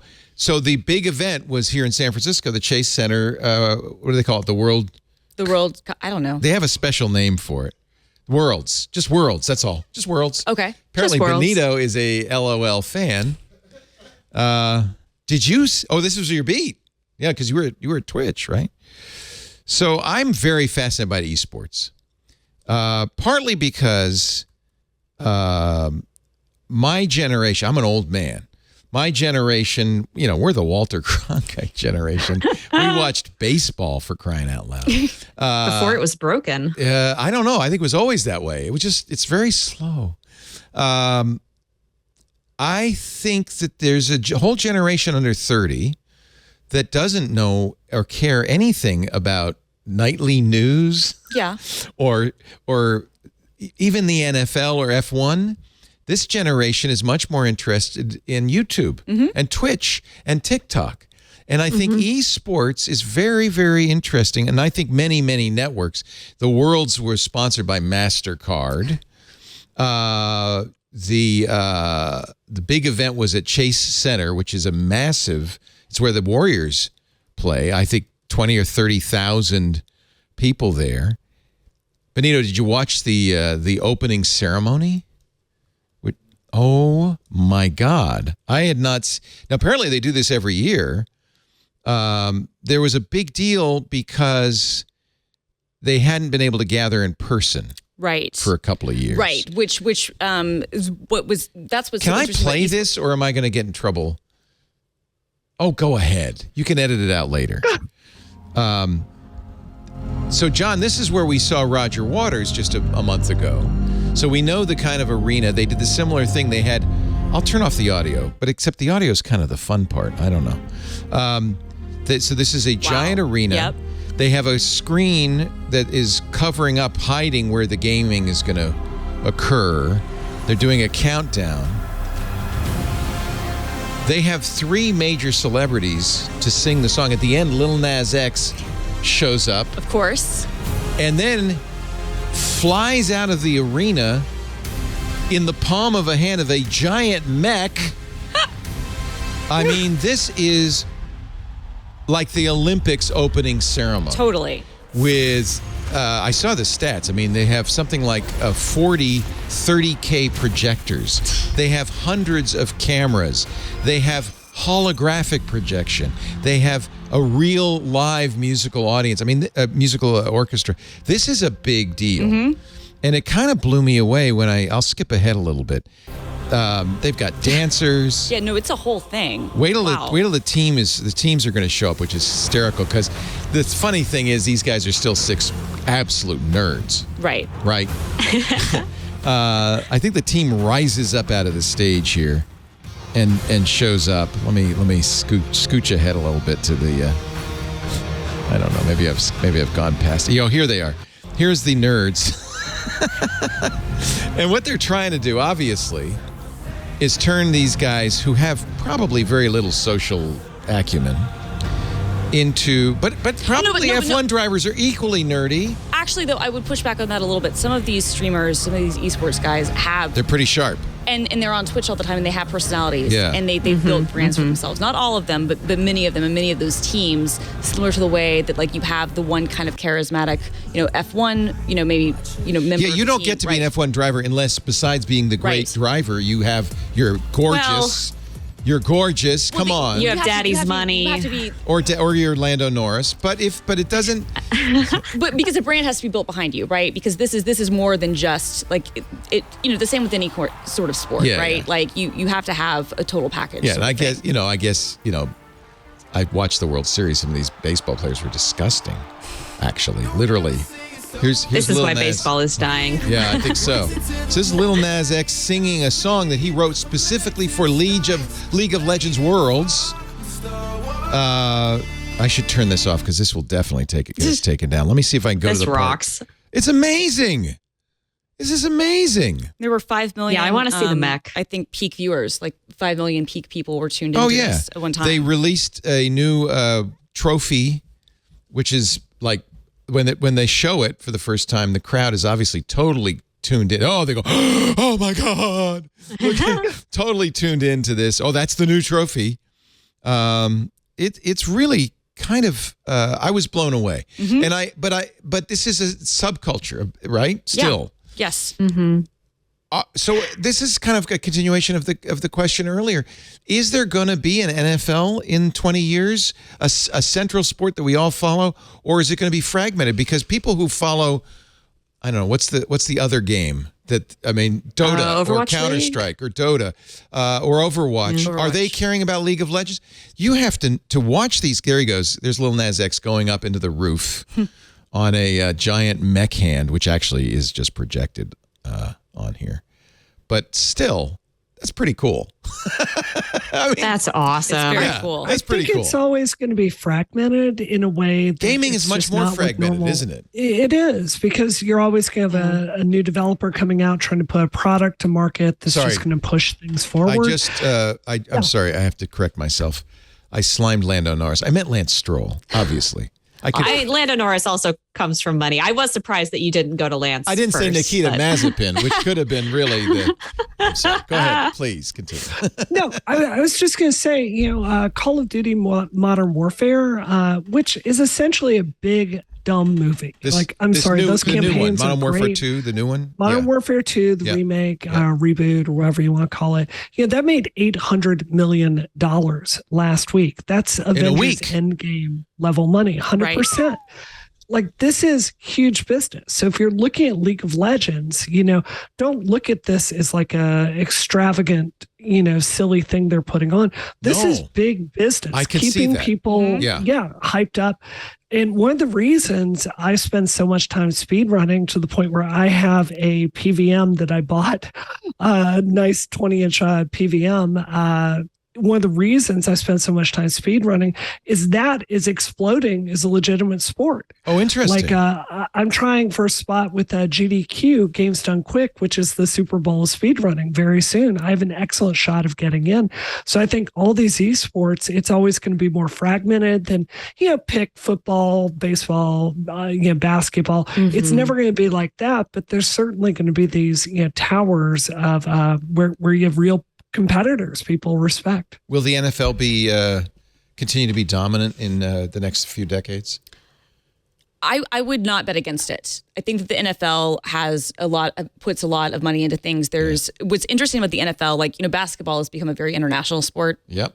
The NFL is... They're trying. Right, they're trying, right? The NFL is trying, but it hasn't really gone that way, and it hasn't had to be frank. But there's still something compelling about it. I think it depends. I think that if things aren't handled right, it could fall off, but I would not bet against them because there's still, even when you look at the ratings now, which are down, like, honestly, the worst thing the NFL could do would probably be to do more things like the Amazon Prime, deal. You think that was bad for them? I do. Because they, I'm sure, saw this as a way forward in the future. I'm sure they did, and I think they will need to do things like that in the future, but I think that siloing the thing into saying only people who are part of this can watch, I think that's the problem. I think that they probably would need to syndicate across some of those services. It was surprising. Like, you have to have Amazon Prime to watch a football game. Exactly, which is That's different. the thing. It's kind of what we were talking about with Twitter Blue and paying for a check mark. Like, it's hard to ask somebody to pay for something that they're used to to having in a totally different context. Yes. Yeah, especially when the NFL also offers Sunday Night Ticket and other sorts of premium products for people to get more games if that's what they want and to see more things. I think that then when you say we're going to put this one game, it used to be, it's one thing if it's on ESPN, right? Or if it's on Fox or ABC, you can make kind of, you can make the calculus there, but then to say, I have to be on this specific streaming service, I don't know. There is a little struggle going on right now between Apple and the NFL. Yeah. Apple wanted the Sunday Ticket, which is a thing DirecTV currently has. Yes. $1.5 billion they spent for this. They lost their shirt on it, by the way. They didn't make any money, so they said we're not going to bid for this again. Apple, Google, Amazon all have deep pockets from other sources, so they can afford to spend $1.5 billion a year or $2 billion a year on this thing, which is basically it's the Sunday games. Yep. So you can watch any game. Yes, unless it's in your market. Like, there are a couple of exceptions. This is another thing that screws itself totally. Yes. And now that they have a streaming app, NFL Plus. And that, I think that's where maybe you could get better. I mean, that's going to come down to certain broadcast licensing things, but those are things they'll need to overcome, I think, if they want to survive in the decades, will be to get out of their own way. They could mess it up. They could mess it up. But if they but if they fix that, I don't think that, I think that the game is compelling enough and has a large enough of a fan base that people would continue to be into football. The battle between NFL and Apple is rumored to be, and we don't know exactly what's going on. Certainly Apple's offered them as much money as they could ever dream of. But the battle apparently, according to sources, is that the NFL doesn't want to give up control. Apple wants to be able to do more and interesting things, as they should, right? They're a technology company. They want to play with streaming. This could be very good for Apple TV Plus. And the NFL says, well, I don't know about And the that. NFL is going, wait, this is our brand, right? So you have two control freak organizations going head to head with one another. And because Major League Soccer said, Apple, do whatever you want. Absolutely. Major League Soccer and Major League Baseball has made some nobody concessions watches too, right? it over here. But football, and part of the reason you could argue that the NFL has been so dominant in American sports over the last 30 years is because the league has had such control over everything. But golf used to be big. Golf used to be the biggest growing thing. It's gone. But baseball, I have to say, after watching the World Series, I don't have much hope that Major League Baseball has much future. But really? Formula One is doing great. Formula One's coming on. Has had a massive resurgence. And I'll ask Simone this: who waved the checker flag in Austin? Timothy Cook. Tim Cook. I'm watching Crofty so badly do the play-by-play on ESPN. It's lights out in Austin. And then there's a picture of Ed Sheeran talking to somebody from F1. He said, there's Ed Sheeran talking to somebody from F1. But he didn't know that standing in between them was Eddie Q. I'm going, yeah, and? Oh, no. And they didn't know. But Apple was there in force. And I don't think Apple was there by accident. No. It was the they're same day making ESPN announced right? that maybe they do have a documentary coming to Apple TV Plus. I think Apple was also saying, we could help you guys. We could 100%. We could do something with this. And because it's a very technical sport. It is a very technical sport. It would be a lot of great things you could do with that. And I think that the reason that it has taken off in popularity is because of Netflix. and because of ways that other people could come into understanding the backstories and get into it, because this was something that I was only tangentially. Netflix made F1, didn't it? For I think for a certain sector of people, in America. Yes, in America, because my husband is a huge Formula One fan and has been our whole relationship, and it's so funny to me that now it's like this thing that everyone likes. The Drive to Survive. Because show. it was this thing that I used to just sort of like 1 year come in, 1 year go out the other, that he would talk but that's about. how you get people interested in a sport, is you talk about the human element, the narrative. the drama, which 100%. story. Which is one thing that like the NFL films used to do really well. And that a lot of the things that they got so much free airtime on the, whatever network they had the relationships with, that people would get sucked into the stories, right? And that's the same with college football as well. People get into the narratives behind the players, and that carries them through, Do you think women need that more than men? No, I think that Everybody. No. They try to do everyone that with the needs it. Olympics, and it's kind of a flop, right? The story behind the... Because the problem with the Olympics is that it's every 4 years, so it's hard to can't have really- a consistent. you can't follow. Right. Yeah. Whereas with teams, you have this week by week thing. But no, it's not just a women thing. Men, I mean, look, wrestling is still incredibly popular. It's a soap opera. Yes, it's incredibly popular. It's a soap opera, and it's almost exclusively men, right? Like it's the exact same thing. I know a lot of women into That's the perfect argument. WWE. Yeah, but it's mostly men. It's mostly men? It's mostly men. Okay. I'm interested, going back to the question of Riot and League of Legends, I feel the comparison to the NFL is interesting, because I feel like whatever form esports takes, if it becomes massively popular like that, I mean, it is already massively popular, but I don't think it will be popular in the same format that football is. I think that we have to envision a new way for these sports to be consumed, and Riot is really doing a good job of making a game that is I was impressed. completely inscrutable. Yeah. Interesting. Yeah, I people, watched 'cause they some of have the gameplay Netflix show after I going. watched that open. What the hell is going on? This is what I'm really curious about this, because 5 million viewers, you said, Christina? 5.1 Do you know million if concurrent. Was that just for the opening ceremony? See, that's what happened I would when the wanna game know. started? See, and that's a great question, because I have a similar question with that, which is you wonder like how much of the spectacle do they put into it, because then watching the actual gameplay stuff can be. Well, if you know what's going on, I'm sure it's very great, exciting. but if you're brought in by the Yeah. other things, how do you even like if you watch a traditional sport, it can be complicated, but you can at least know sort of what's happening. I know. I've been watching the play-by-play on League of Legends for about a decade because it's gotten very professional. Yes. By the way, it is. The announcers They're great. 100 times better. They are as good now as Major League sports announcers. They add excitement. They know what they're talking about. They sound like something exciting's happening, even though it just looks like I don't know what. And so they've improved that. I notice they don't cut away to the players' faces very often anymore. They all have cameras, but they don't show the players, because most of the players are going. Yeah, nobody makes a good face when No. they're gaming. They're It's focused. concentrating. You're all focused. Yeah. It's like chess happening really fast. And Yeah. I mean, clearly these guys are amazing. I can tell that. And the announcers have done a good job, I think. So I do think they're improving a lot. I'm very interested. The only problem is if you're a League of Legends fan, then you're not a Dota fan. And if you're a Dota fan, then you're not a, Overwatch. But do we need fan. to be? Because clearly, There's there enough. are huge Yeah. audiences There's for enough these slices. games. Yeah. Yeah, they're all successful in their own way. I would say Riot, what they've done really well is they have like Arcane, the animated series that's on Netflix. It's Yeah, a League that's of what you Legends do. show. That's what you do. They have, this isn't created by them, but the American Vandal creators have a series called Players, which is about a League of Legends team, an Yeah, esports that's team. That's like a parody. Yeah. And Riot, I signed off on that. It's not like a League of Legends show, but Do you think they want a they are DTS? finding these different venues to make it accessible. I think that'd be very interesting. Because these guys, like they live in houses and train Yeah. together. It's like K-pop essentially, Yeah. like where they're living in a dorm. I understand there's probably reasons they wouldn't want to televise that, because I don't think it's a great standard of living. There's a lot of but nose picking human going drama. on. Well, not only Twinkie that, eating. I think there's a line between the story that you want to kind of shape with that narrative, and then the reality, which could be very exploitative and where you see how hard it is. And this would be true for a lot of sports, right? I think you wouldn't want to necessarily see everything that goes into that. I think Drive to Survive, as successful as it was, somebody in Denmos in our chat room said, I've been a fan 30 years. Most real F1 fans hate Drive to Survive. I They haven't do, heard it's that. true. That's actually not what I've heard from longtime F1 fans at all. I think if you're a fan, you should say this is good for the sport. That's exactly what my husband said. And he's been into it since he was a kid.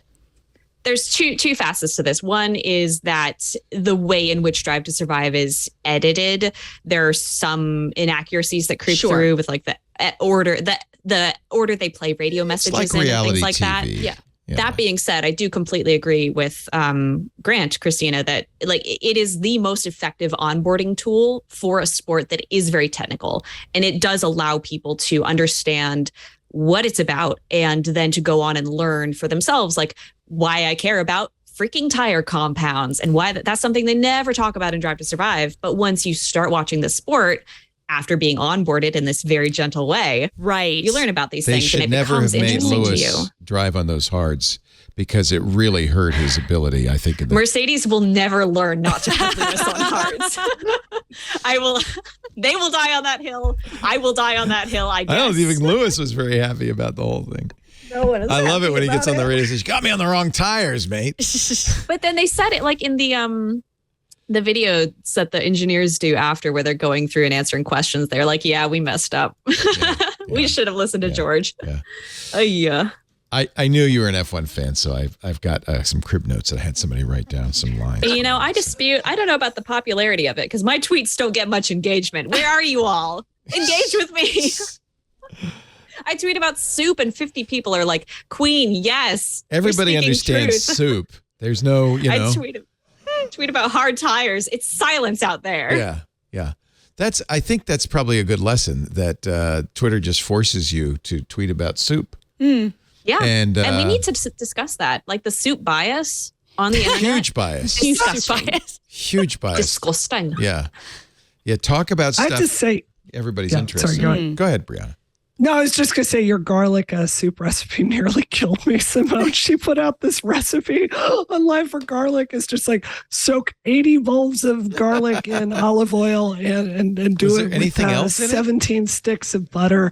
And I tried it. I was like, I am literally, I am not in my 20s. I will die if I keep trying this. The Smitten Kitchen 44 clove garlic soup.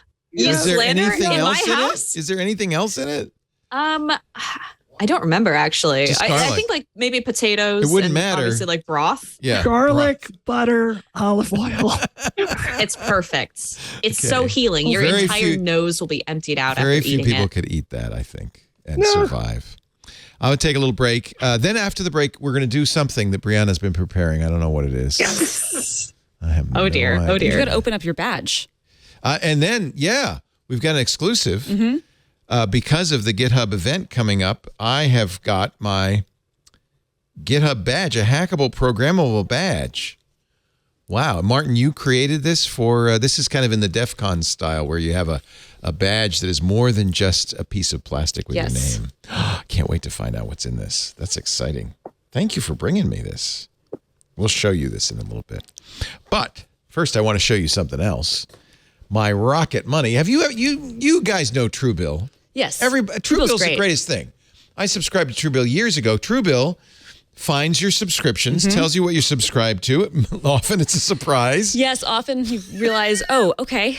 That's okay. I've been paying for that for how many years? Okay, great. Truebill found I inadvertently checked a box that said make this a recurring campaign contribution. Oh no. And I literally thousands of dollars later, and Truebill found it. Thank God, they saved me so much money. Well, Truebill is now Rocket Money, and I tell you, it is even better. I am a huge fan. Everybody watching this show, I guarantee you, is wasting money on a subscription they've forgotten about that automatically renews. And it's just kind of slowly drip, drain in your bank account. 80% of people, according to Rocket Money, have subscriptions they've just forgotten about. An unused Amazon Prime account, a Hulu account that you forgot you even had, maybe a magazine or a newsletter you subscribe to. there's a great app. This is the greatest app for tracking my expenses. More than just, by the way, recurring expenses. It does it all now, which is really good. I get my net worth. I get my recurring expensive. I can hook up all my accounts to this. But it pays for itself because you're going to save money on subscriptions. You've forgotten. Most Americans think, they've polled them and think they spend about $80 a month on subscriptions.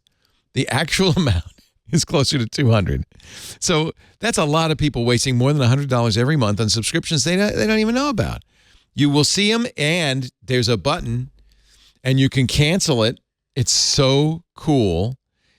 It'll find subscriptions you didn't know you were paying for. Maybe you're getting double charged. It'll find those too. Just press cancel. Rocket Money takes care of the rest. And now with Rocket Money, I not only know about all my subscriptions, I kind of have my budget done here. I know what I spend. I know what categories. I get graphs. I get how much I got paid. It's all in there, and it's fantastic. I have to recommend this so highly. It's so fantastic. Thank you. I think Rocket Mortgage people bought Truebill, and they've made it even better. How many times have I, canceled a subscription that saved me money? So many times. Don't cancel your Club TWiT subscription, though. That's not okay. But any other subscription, or your Rocket Pro, no, you keep that subscription. That's a good. Yes. See, that's the thing.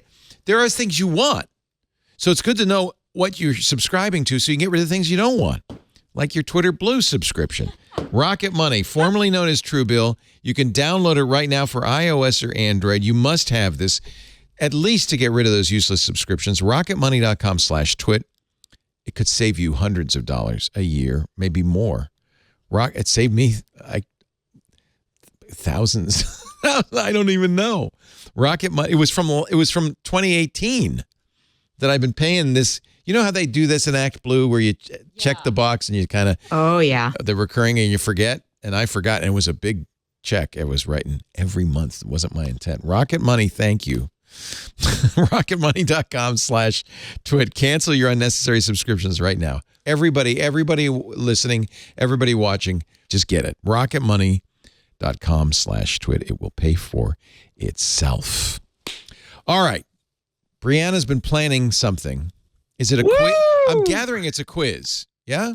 It's okay. So, look, if you had Kelly Clarkson and Ruben Studdard in the same building. He was robbed, by the way. I just want to say. Yeah. Ruben 100%. won? Oh, okay. Okay, never mind. I thought he came in second. No, Clay Aiken came in second. Oh, Clay Aiken. Well, Right. he was not robbed. He had some other problems. We'll talk about him later. Okay, so Ruben Studdard was great. That was like Yes. season 2, That was wasn't season it? 2. Yeah. we have Leo. You're one of the most prestigious, respected, longtime journalists in the entire tech industry. And we have Christina Warren here, who is the T800 of tech knowledge, a truly terrifying competitor for anything, anything. It doesn't matter what you're doing. I figure if you have the best of the best, what does Rocket do?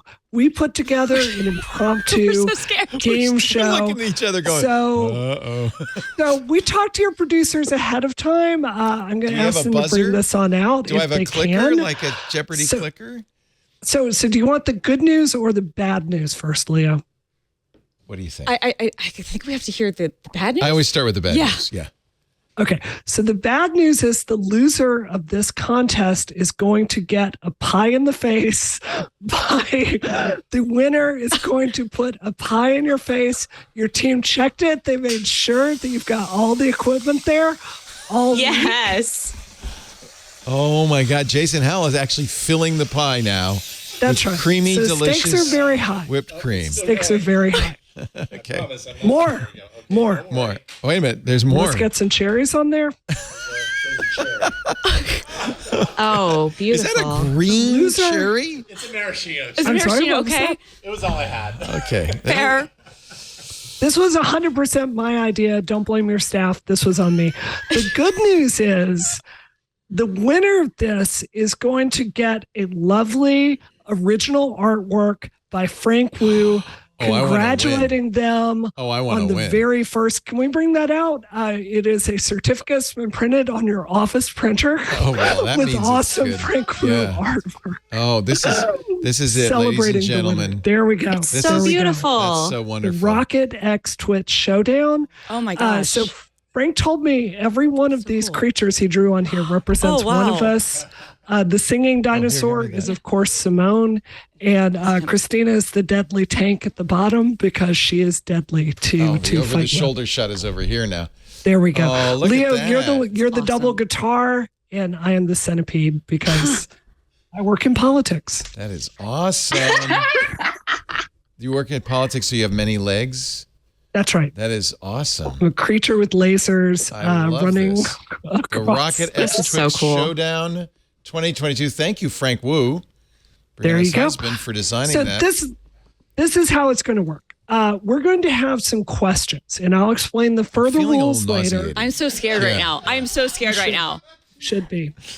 So we're going to ask a question, and we're going to go turns. So Leo, call heads or tails. Oh, so it doesn't have to be a speed thing. Okay. That's okay, correct. heads. You want heads? Yeah, flip the Christina, coin. you're going first. Okay. Oh, you have flipped the coin before I said it? I did. I wrote it right here on my piece of paper. That's efficiency, baby. Okay. Go All ahead, right, Christina. Christina. Yes. In 1994, iOmega came out with their massively popular zip drive. Yes. The original version of that technology came out eventually in 3 capacities. Yes. What were those 3 capacities? 100 megabytes, 250 megabytes, 700 megabytes. That is correct. Wow. Wow. I wasn't sure about the 700. I remember that That's because that was when they were really trying good. to compete Wait, against did you say CDRs. 700 or 750? She said 100. 700. Was it It was 750 750. megabytes? 750. Oh, no. We're going to have to give you partial credit for Okay. that. She got 2 out of 3. Okay. All right. yes. And I almost said Christina- 750, but it was 7. Okay. Okay. I would have Christina, got for that wrong. I will so very that's good. generously That's really award good. you 7 points for that. Okay. That's Okay, a random so- number, apparently. Are all we the go. awards prime numbers? Let me ask you that. Okay, go ahead, please. Continue. Okay, Leo, I'm so what scared. is the alternative name for the Hayes command set originally developed for 300 baud modems? Is it the ATD? Let me think. Is it just the AT command set? I'm going to say it's not ATDT, which is what you type. I think it's the AT command set. Is that your final answer? Oh, shoot. Christina says yes. I think this. No, I think this is right. I think this is right. I think it's the AT command set. That is correct. 10 Okay. points for Leo. But it is All right. ATDT you spell out. But okay, good. So good. here's our first. How many points do I get for that? complicating rule. 10? You get 10 points. Okay. So Christina, Leo scored a point free and fair. So now we come to the complicating factor of this game. The Simone chaos question. So Simone, she's Is there unpredictable. garlic soup involved? You don't 'Cause know. that would be With chaos. Simone, it could literally be anything. Okay. It could be anything. Okay. Okay. So, I've seen these questions. I personally wouldn't ask any of them, but you can opt for the option and ask Simone for a chaos question, and 10 points are on the line. So you either get 10 points or you will lose 10 points based on. What if we don't you ask answer for a this chaos question? Then it just goes on. Okay. So, like at any point, we can beg for a chaos question. Is that how? Yes. Like a lifeline. That's correct. So, That's like, correct. will you ask a question and then say, "Well, I don't want to answer that. Give me the chaos question." Is that? Nope. It's after someone else scores. Okay. Okay. So you could ask now So I can now ask for a chaos for a question. chaos question. Yes. Or I can ask for a regular question. Yes. All right. How many points am I at now? Am I at 8 points now? 7. You're 7 points. I'm at 7 points to 10. All right. Let's go for a chaos question. Woo! Simone, great. hit it. All right. Brianna, should I ask these in order or can I move around? I would ask them in order, so it's. I'm worried fair, about favoritism. but Okay, it's sure. up to Yeah. you. Yeah. Let me say about that. I've done a show with Christina for a long time. I put together questions that we have not talked about on the show, and I took that very seriously. Okay. You have All right, unlocked well- chaos mode. Go ahead. Okay. Christina, Now, my questions are rewarding not simply hard knowledge, but also creativity. Yes. I would like you to tell me, what is the most French color and why?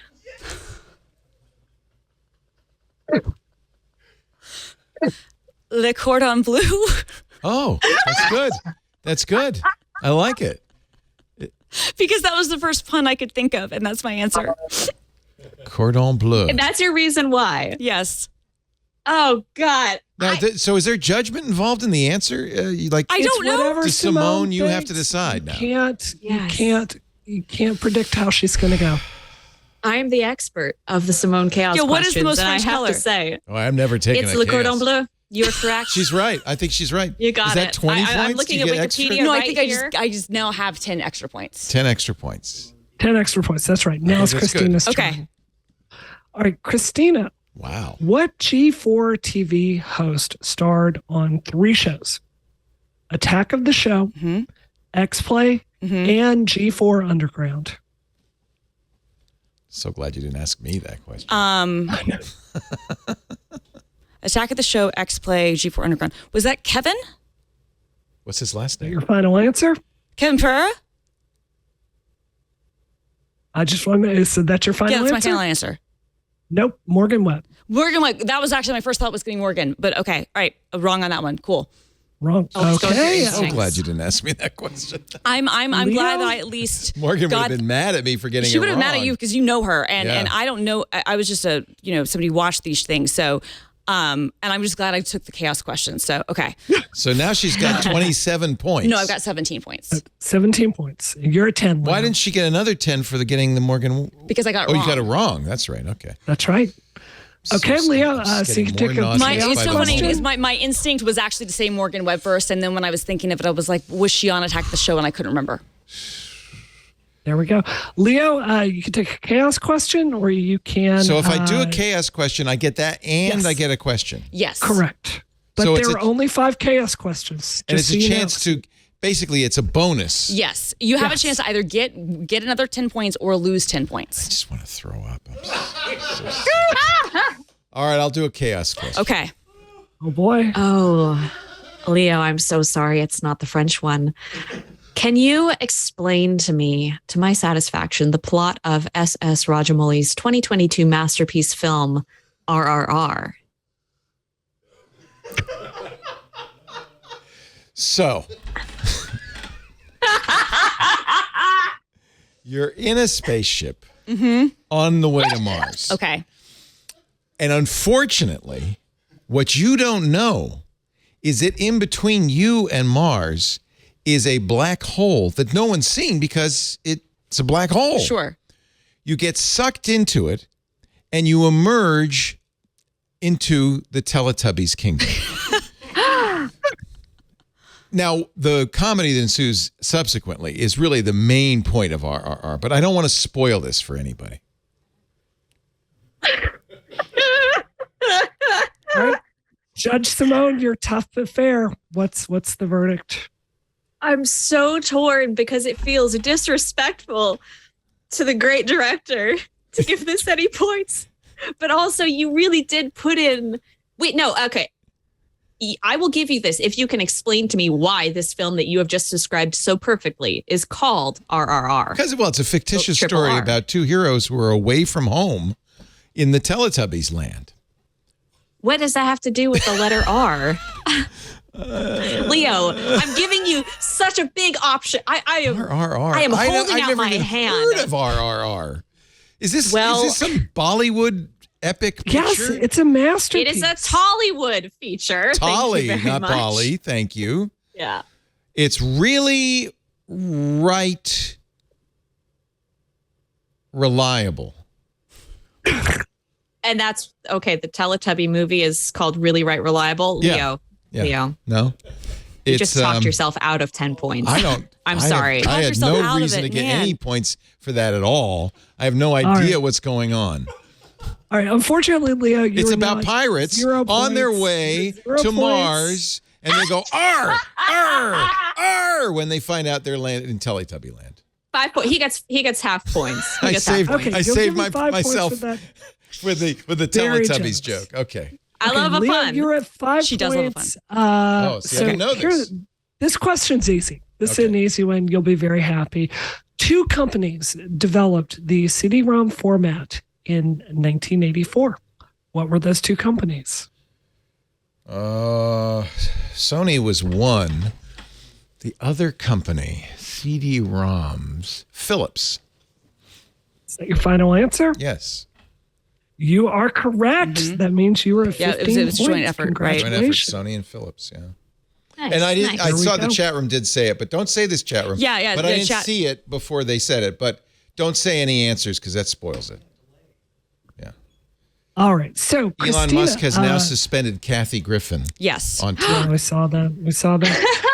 Okay. Christina, you can take the option for a chaos question. There are only 5 of them. Okay. And I got to tell you, the next one's pretty hard, but it's up to you. Okay, I'll take the chaos question because I'm behind. Okay. No, you're not. You have 17 and Leo has 15. Yeah, you're leading. You're winning. Oh, I'm leading. Yes. Okay, then I will take the regular question. You just want a normal question. Yeah. Okay. Also very I easy. so regret the chaos question. I can't tell you. But that's what put you ahead was your Yeah, I know it was. But if I'm ahead, then Why take the yeah, chance? why risk of myself? some Yeah. weird Gamble psychotic on my whimsy. Yeah, okay, I understand. Yeah. I wouldn't mess with Simone. The original Apple iPod shipped in 2 sizes. Mm-hmm. What were they? The original Apple iPod? Mm-hmm. Okay, it was 5 gigabytes and 10 gigabytes. That's correct. Yeah. It was not gigabytes. Well I done. hate to tell you. It was. The iPod. Was it gigs? Yes. Okay. Yeah. It was Yeah, 1,000 it was. songs in your pocket. Oh yeah, that's right. It had to Yeah. be a gig. Yeah. Yeah. Couldn't be a megabyte. No, Okay. it was gigabytes. Okay. Yeah. Okay. I would have Whew, got All right, Leo. I would have said megabytes. But you're right, it's gigs, obviously. Yeah. Yeah, because the second one was 10 and 20, and then it was then they had a 30. So right off the box, they did 5 and 10. I think that it was just Later 5 they at did first, 10. and then there was Yeah. still a 10 gig in the first generation. Yeah. Then when the second generation came out that summer, it was 10 and 20. Yeah. All right, Leo, are you taking the chaos question or are you just Yeah, braving why it out? not? What the hell? I got to catch up here. Yeah. Yep. R. You might actually, this might be tailored to your interests demographically, Leo. What is the appropriate way to introduce Ernest Hemingway?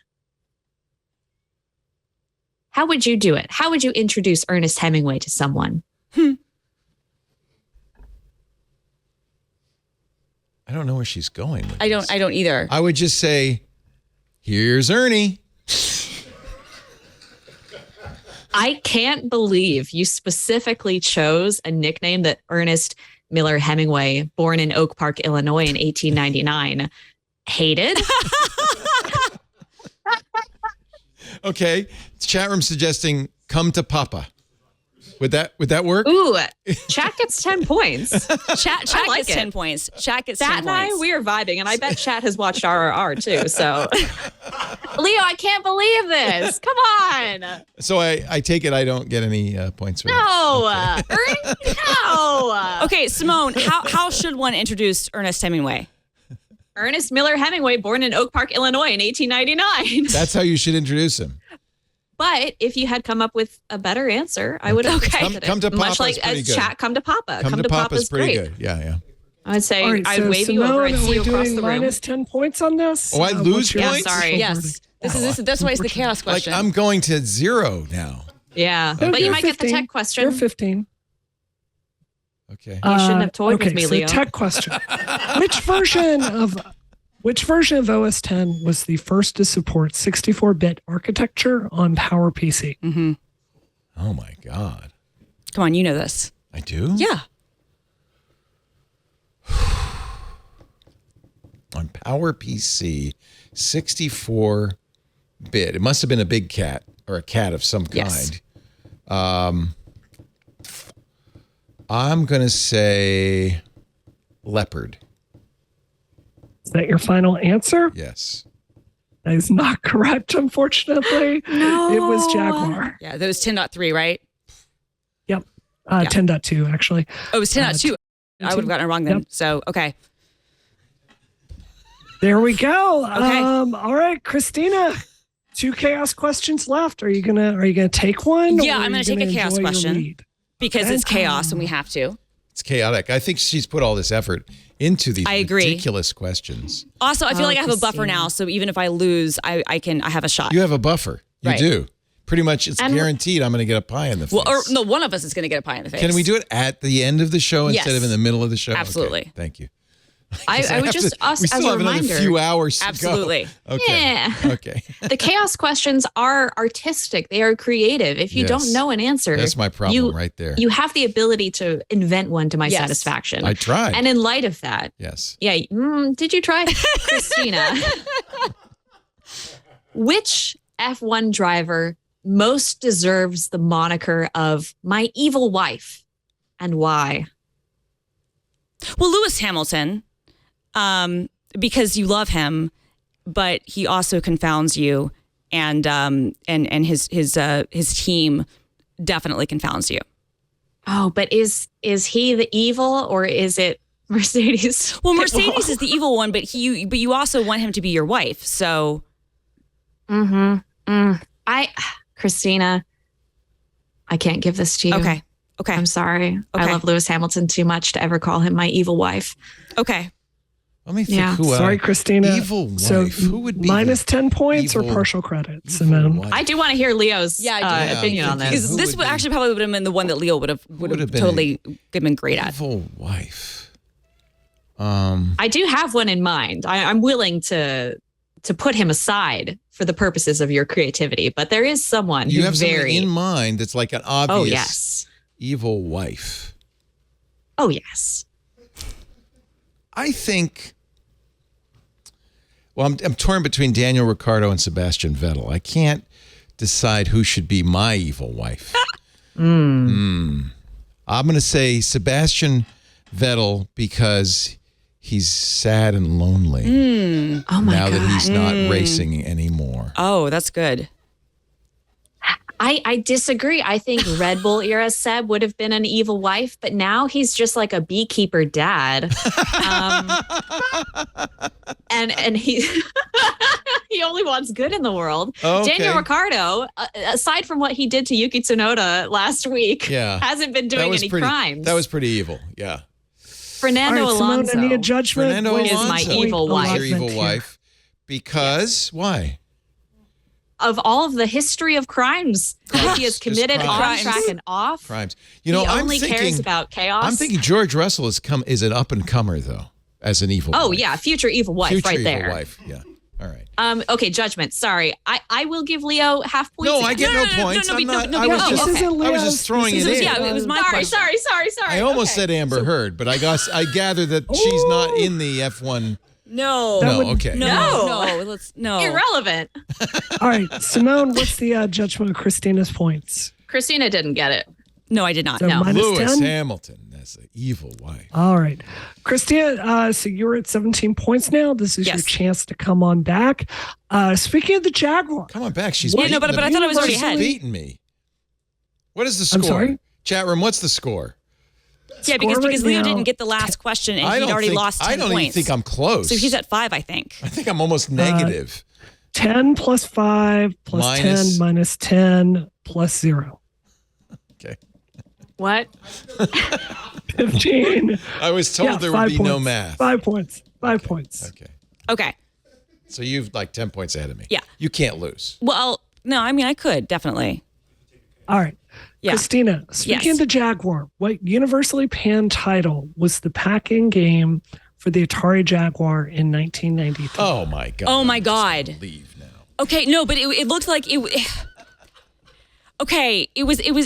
No, it wasn't asteroids. It was one of those types of asteroids games. I don't know this. It was awful, but I no. don't know this. I don't know this. You're representing Team Rocket. Come on, Christina. Leo's gone. Is he Oh my getting God, it? what was it called? It was. It is on the tip of my tongue, and I don't know it. For partial credit, I will tell you the first letter. of Okay. this. C.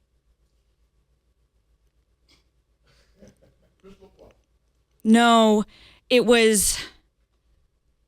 It was a shoot 'em up style kind of arcade game, right, Bree? Like it was similar to. Mhm. No.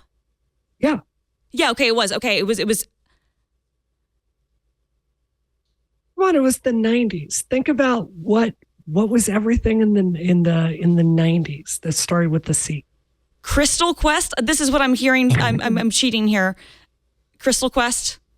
No. No. I'm sorry, that is 0 points for you. Okay.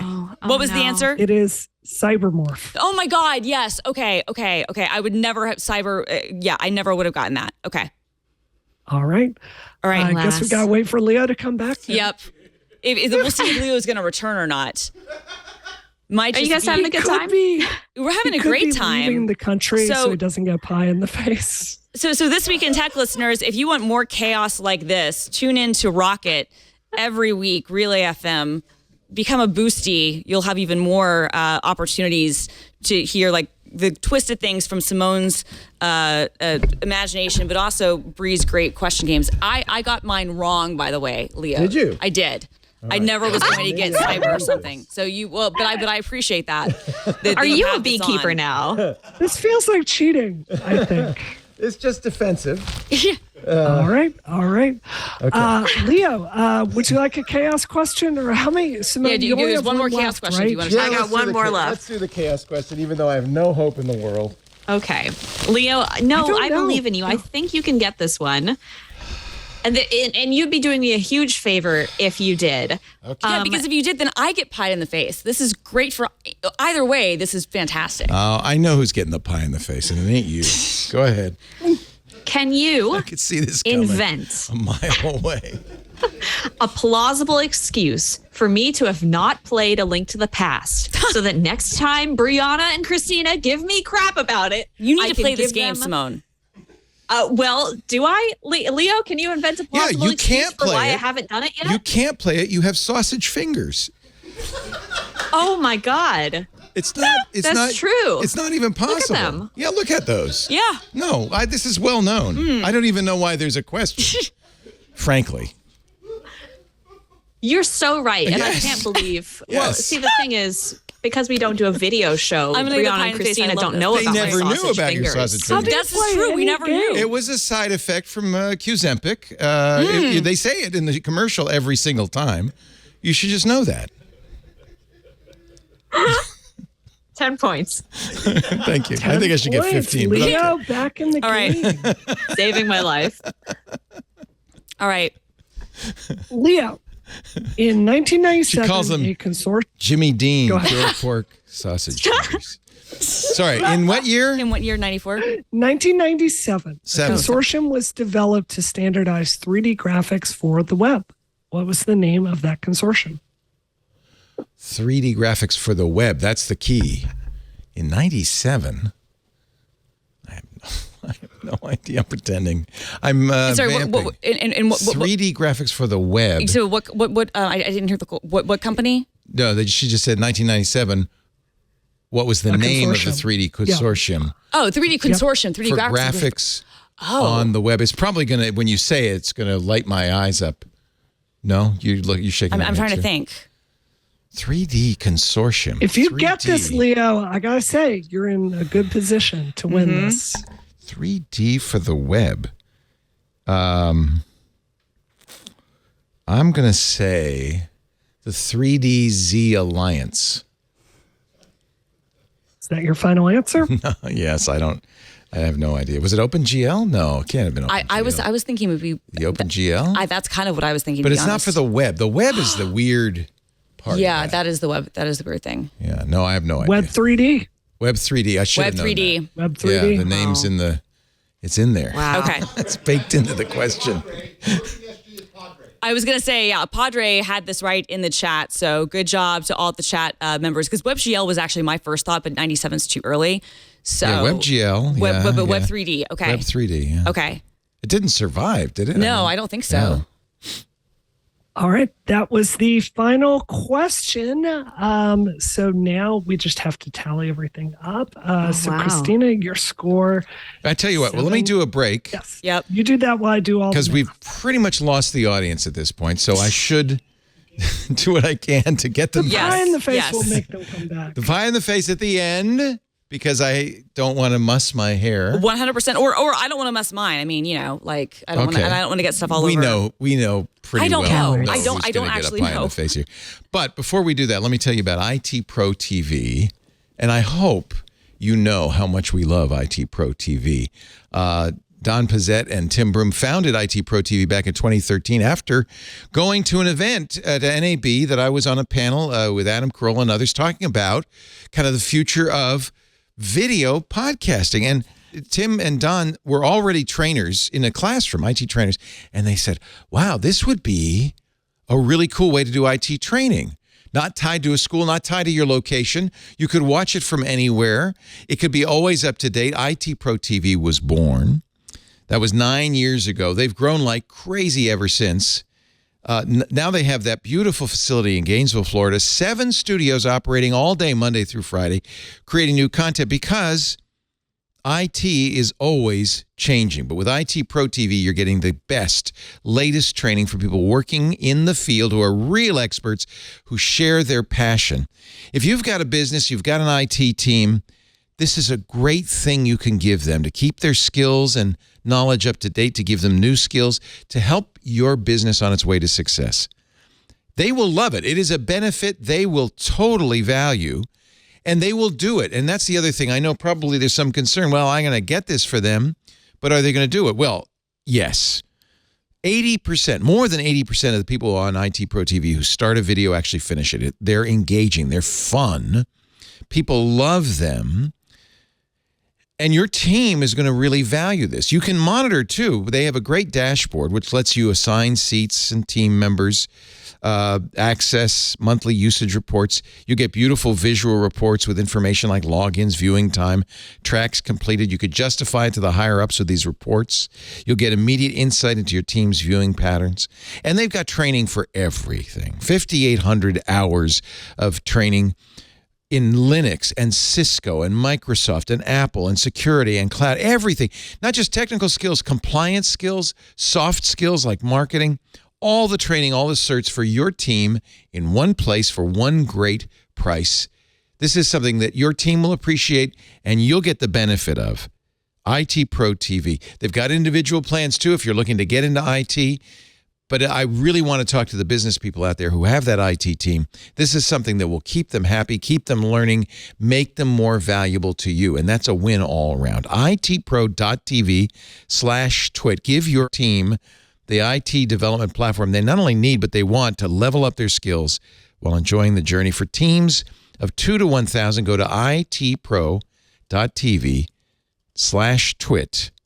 today, and we thank them so much for their support and encourage you please to use that address because that way they know they had some impact on you from this show, and that helps us a lot. itpro.tv/twit. Another way you can help us a lot, Club Twit. I know Rocket, you guys were just talking about Rocket Pro. Yeah, a great way to be a participant at Rocket. We have something similar. I think it was somewhat inspired by what you were doing and Mike's doing at Relay FM and other people, especially these days. Independent podcasts are under a lot of pressure from companies like Spotify, Amazon, Apple, who are creating podcast tiers where you use their apps to listen to podcasts. Advertisers love that. They love it. That's why they charge so much for Joe Rogan, for instance, because it's a Spotify exclusive. That means they know exactly what you listen to, when you listen to it, how much you listen to it. They know who you are. They know what your credit card number is. Advertisers just love this. And it makes it hard for us, as at any independent podcast that's RSS-based, to woo advertisers. We're seeing a real decline in advertising. We're very worried, frankly, about next year. We're also getting pressure from Amazon, which just announced that they're going to offer free podcasts, free ad-free podcasts to all Amazon Prime members. So we're getting squeezed on both ends. Here's a way you can keep Twit going well into the future. Just join Club Twit. It's $7 a month.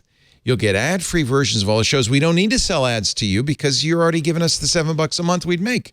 So that's a benefit for both of us. It means we don't track you. You also get the Twit Plus feed with a lot of content that doesn't show up in the shows. There was a great conversation before this show that we'll put in the Twit Plus feed. Plus podcasts we don't put out. Micah Sargent does Hands on Mac It's club only, members only. We have Hands on Windows with Paul Thurrott, club only. The Untitled Linux Show with Jonathan Bennett, the Giz Fizz with Dick D. Bartolo, Stacy's Book Club, which we just did on Thursday. All of that is for the club.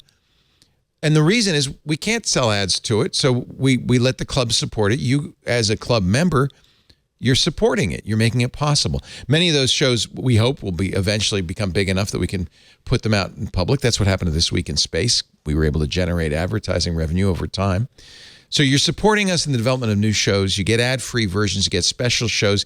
And I didn't even mention, to me, the number one benefit is access to the Club Twit Discord, which is the most fun. You heard me before the show. People come on our shows, all of our hosts, but also all of our visitors. Oh, there I am getting a pie in the face.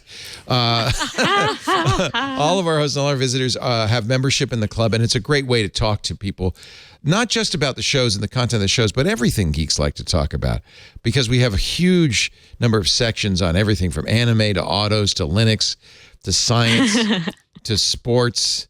I bet you there's a little F1 conversation going on. We've got TikTok Corner. Thanks, Brianna. All of that in the Club Twit Discord, and you have exclusive access to it as a club member. I think it's worth $7 a month, a couple of cups of coffee. We sure appreciate it. If you're already a member, thank you. And for those of you who aren't, just go to twit.tv/clubtwit. Be a great holiday gift for the geek in your life. I just want to say there's also yearly plans. And there's even corporate memberships if your business would like to do that for your employees. Twit.tv/clubtwit. Thank you in advance. All right, Brianna has done the calculation. I've done the math. I've run all the numbers. And hold my hand. Before I answer this, I just wanted to ask both of you. I promise not to hurt you. Do you think Simone should play Link to the Past? I just wanted to get an opinion. What is Link to the Past? It's the greatest Super Nintendo game ever. Oh my God! I think you can't do that with a sausage finger condition. I mean, I think they don't make the controllers that you can get the fingers. Like, look, I'm gonna give Simone, I'm gonna let her have the authority to give that answer, even if it means I get a pie to the face, because we have to respect her authority on this. She plays Animal Crossing, right? She does, but she needs to play A Link to the Past, and she's refused. And you did give her an excuse. I haven't refused. I've procrastinated. There's a difference. I think you should be really understanding about her condition. Yeah. That's what I'm just saying. Oh, it's a Christina? Zelda. Yeah. Is it about Link? Yeah. Well, yes, but I mean, as all of them are, it's probably the best Zelda game. The best Zelda game. This is amazing. Simone, have you played other Zelda games? She's played all the other. Yes. Well, how come you haven't played a Link? Rochefort raked over the coals for not having played A Link to the Past, which is one Leo of the best Laporte games of all time. Doesn't even know what it is. I had the Break of the Wind. Is that the Breath of the Breath of the Wind? Breath of the Wild. Breath of the Wind. That's what I do. I played when that my one for a roommate is at while. home. No, that was great. And that one, Simone loves that one because she loves the horses. There's horses, yeah. So true. Yeah. And she's a horse girl. All right, no points for that, but I appreciate you schooling Simone. So, Christina, you had a very healthy 17 points. Uh-huh. Leo, very strong showing at the end, but unfortunately, you're coming in at 15 points. Oh, wow. So it's 2 points. Unfortunately. If I had only gotten that 3D consortium. I know. We're not going to do it now, though. Yeah. We're going to save. We're going to save it. We'll save it. It's going to be Christina, in the you closing get these credits of the show. Yes. So stay tuned. Okay. For the excitement. You can sell the Frank Wu piece for by at the way, least I have to point $8 out to the fund whipped Twitter. cream is It's melted completely. It's just so going to really, be sloshed. you're going to be hitting me with a pile of cream. Right. Okay, just to be clear. Put that in the fridge. Oh my God. too I mean, late. it's too late. This, I'd rather be hitting with a bowl of garlic soup if you had it. All right, let's move on. We can. So yeah, there she is. Oh, that's disgusting. I'm starting to really regret You should have this. played better. I mean, this is on I had you. no idea. I'm starting to really regret this. I don't blame you. no. I don't blame you. 'Cause I did not know at all. Yeah. Wow. And it also almost very nearly was, and I almost don't even feel like it almost doesn't feel fair. We were so close. I almost feel like either we both need to get hit in the face or we could do it together. we could do it together. Take a little cream bath. Yeah. Okay. We'll do that. Just pretend I'm like Henry Cavill and it'll be okay. All right. I love it. Lisa and I were watching the new Jack Reacher, and he's quite the hunk. He is. Yes, he's no Liam Hemsworth, but he's quite the hunk. And I said, "Are you getting excited?" She says, "Wait till the shower scene." I said, "Okay." Yeah, Kathy Griffin is just shows you don't mess with Elno. She is now persona non grata. Once again, didn't she get booted before? No. She didn't. No, she just lost a lot of work. She lost the New Year's Eve with Anderson Cooper, which frankly she's better off. But okay.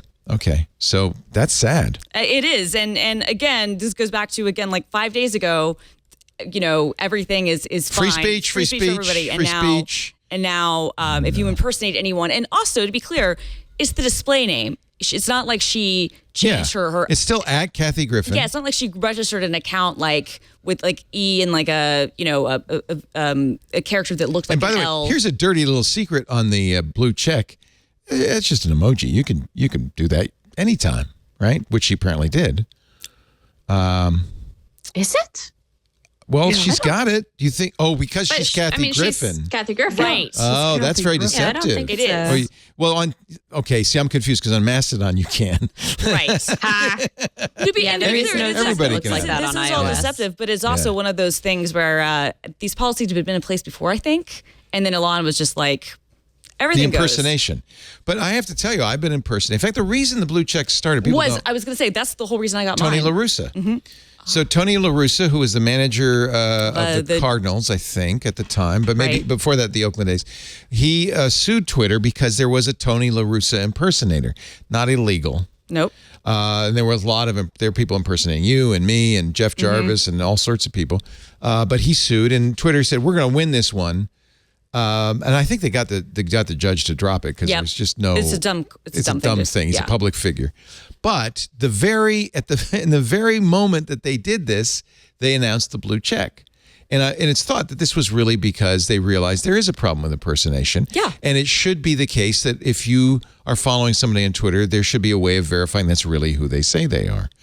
But it was also, in question. fairness, very quickly used as a status symbol and as a vanity thing. Which is silly. It is, but let's admit it, we all did it. Like the whole reason I got mine, I mean, they ended up verifying a lot of journalists, was that someone had been impersonating me, and then I used that as like the excuse to ask to get verified. I didn't ask; it just happened. Oh, I absolutely Yeah. I'd asked for a while, and then it showed up one day. You were famous enough, legitimately. The idea is it was journalists, it was public figures, celebrities. Okay, because they didn't want people. Like, a question when about Oprah that. joined Twitter, like on the show when like Ashton was a guest and like she signed up like on the website. Do you remember that? Yeah. Okay, like because if Oprah joins and there's somebody who's already like pretending to be Oprah, like you can't How's have she get that. her name? Right. Yeah. So what the website was much smaller at that point. Was the tenor of the impersonation like different? Did it feel different than it is now when there's like millions of users and I don't think the person who's doing that is probably a bad actor? I don't think so, because if you're impersonating somebody, always- you don't have a lot of followers, right? I mean, it depends. I mean, unless you're very clearly. I was just doing a thinking in the parody. context of like you all kind of came over from app.net together. I'm curious. we were there way before. Like Twitter, we were on like 2006, this is like 2007. Yeah. So this is Okay. This is literally like for some people like a lifetime ago, it was, but Twitter was small then, and so, if you were able to grab the username, I guess you could pretend to be someone that you weren't. But also back then, it seemed funny, like why would Britney Spears or Oprah or the president, why would they be on Twitter, right? Like I think like when the Tony La Russa thing happened, like it wasn't as if there were a lot of people who weren't early adopters in the tech space who were on this thing. Yeah.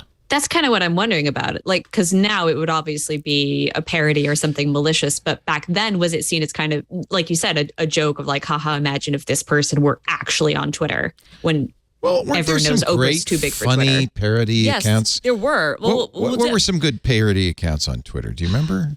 Well, there's still Devin Nunez's cow. That's a famous one. Yeah, he sued. He sued. Well, he was sued, and that one was allowed to stay up. Like there was a lawsuit.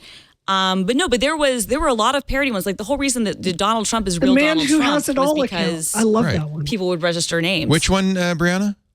Man who has it all accounts. The man who has it all accounts. It's the genre tipped on his head of women that has it all, and it's like, but it's a man that has it all. It's great. Oh, that's got to be hard. I don't know it. Yeah.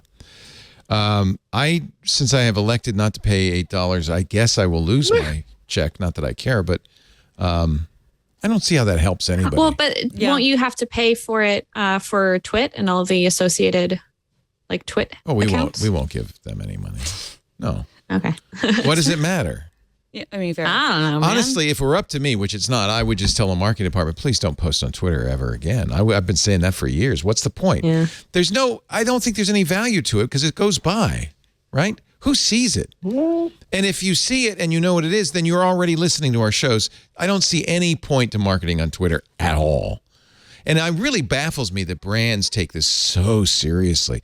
I always tell on the radio show, I always tell the audience, if you want to get action because you have a consumer problem with a brand, just tweet at them. Mm-hmm. They take it really seriously for no good reason. Nobody's seeing that tweet. It's not damaging their reputation, is it? They see it because you at them.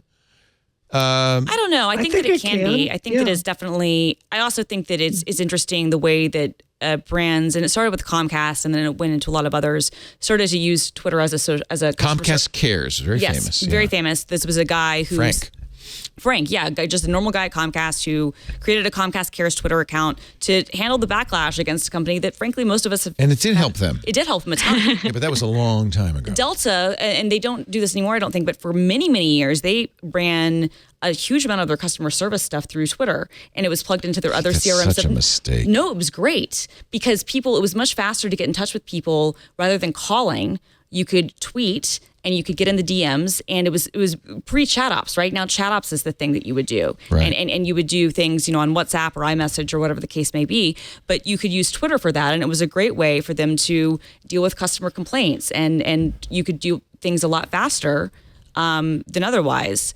Also, there were moments because things would go viral, and this still happens where customer fail incidents go viral. And that's a nightmare for a company. Steakums has a great account. Steakums does. I don't know if it makes you want to eat Steakums. Probably not. I think that's different. But I think that, but it's like your sausage fingers, only in a delicious sandwich. Oh, well, now you have my attention. Yeah. Steakums doesn't talk about Steakums usually. You're right. It does go viral when a brand does something clever, because we usually expect brands to be but stupid. also if something bad happens, that goes viral too. Like if there's a terrible customer service thing, like that can become trending. It could go bad. Maybe that's what they're worried about. Well, it used to. Like I think now maybe it's not as much of a thing anymore, but it used to be a thing. It's certainly not going to be going forward with it under Elon, right? Probably not, but historically it was definitely a problem. Like if you didn't want to see your company trending for the wrong reason, right? Elon is very proud to say, I am not going to ban the account that tracks my private jet. It's public. I think that account is gross. And Even though that stalking people is gross, but it's public data. He says, he just tweeted this, by the way. Yeah. Even though that is a direct personal safety risk. See what a good man I am. Right. And it's public information that you're getting directly from the FAA. So, Well, okay. So, Leo, you touched on this earlier, the Nilay Patel article in The Verge. Welcome to hell, Elon. Such a great article. Elon. And we come back to that again. Like he has banned somebody for impersonating him, Kathy Griffin. And now he is stuck in this position where he has to say, no, I am still committed to free speech. Look, the private jet account's staying up. He's stuck, isn't he? Poor guy. When was the last time we saw somebody flailing like this and attempting to explain the logic of the company that they're running on that company's platform? It's a mess. It's so messy. Yeah. Okay. Remember when the guy was dragged off of the United flight? Oh, yeah. Yes. That went viral on Twitter. Okay. No, you're right. No, you're right. In fact, Jeff Jarvis will always bring this up when we talk about the hellscape that Facebook and Twitter and Instagram and are. And he said, but think of if it weren't for Facebook, we wouldn't have seen the George Floyd video. Right. I don't want to paint any technology as bad. I feel like Twitter has somewhat lost its credibility. Maybe I'm wrong. By the way, this is going to happen to Facebook this week. Thousands of employees will be laid off. So, in fact, I think probably Mark Zuckerberg said, oh, great. Elon just laid off 3,000 people. Quick. Send out the email. Well, did they notify them a month in advance? Yeah. Well, that's right. no. The WARN Act says you have to give them 60 If days. it's a certain percentage, Yeah. I think. I have hopes though. Like this is going to be a different situation. I obviously feel terrible for anyone, but Simone, you mentioned this earlier. Stripe also had layoffs this week. The way they handled it was such a complete difference from the way that Twitter did, and I hope certainly for anyone who's impacted by Facebook's layoffs that it is much more similar to what Stripe did, and I think that it probably will be. I mean, it is interesting. Like these are huge companies: Twitter, Stripe, Facebook. Wasn't there another company that had layoffs this past week as few. well? Yeah, there've been a couple. There've been a lot. Like the recruiters in the tech world must be going nuts right now. And where are all these people going to go? Yeah, but we're also in a tech recession to a certain extent right now. Well, this is why Facebook laid off people, right? But they've also hired. I mean, there is the argument to be made that they were overhiring to a degree beyond. Lyft just laid off. Lyft, that's who it was, and it's interesting because we'll have to see how this shakes out, and it's harder when you see some of the really big companies doing it. But there is still a shortage of tech workers, and there are still like a lot of we don't have enough people to have tech jobs. But that I realize is not at all solace to anyone who's lost their job. And I'm not trying to say that it is, but we're in this weird situation where you might have some of the bigger companies that have to get smaller, but the industry itself is still. There aren't enough people. In your role as developer advocate, you talk probably to a lot of developers Yes. at GitHub. All the time. What's the general feeling? Like we have a good skill that we will be employable and we're not going to worry about it? I think it's a mix. I think it depends on how long people have been in the industry and kind of what their focus area is, because it's obviously a really difficult time right now. There's a lot of unease in the economy, and I think everybody feels uncomfortable, and I don't know if anybody feels safe, right? Yep. And so I think there's that sense, but I do also think that, and one of the reasons we've seen a lot of people move into tech and upskill, you were mentioning one of your sponsors earlier, teaching people skills, and this becomes a really important thing to continue learning and continue growing so that you can take on, jobs at other places as they come up. Right? I have to think in the long run, you have, as a developer or an engineer of any kind, you have such a high level of skill and training in most cases, unless you're really junior. Yeah. You've got to be valuable to an economy that's run by technology. 100%. But again, I mean, I think it comes down to how are you willing to continue to learning and upskilling? And this is what I tell people all the time. And this is what I've You tried have to to keep do up to myself. date. Yes. Yeah. Because if But if you're a COBOL developer, you might be able to find a job. Yeah, you might. But also keep in mind that if everybody had just stayed with COBOL and hadn't learned other things, then we'd have a glut of people and not enough jobs for them, right? So I think if now it's very specialized, right? It's very specialized right now. That's a good point. Whereas,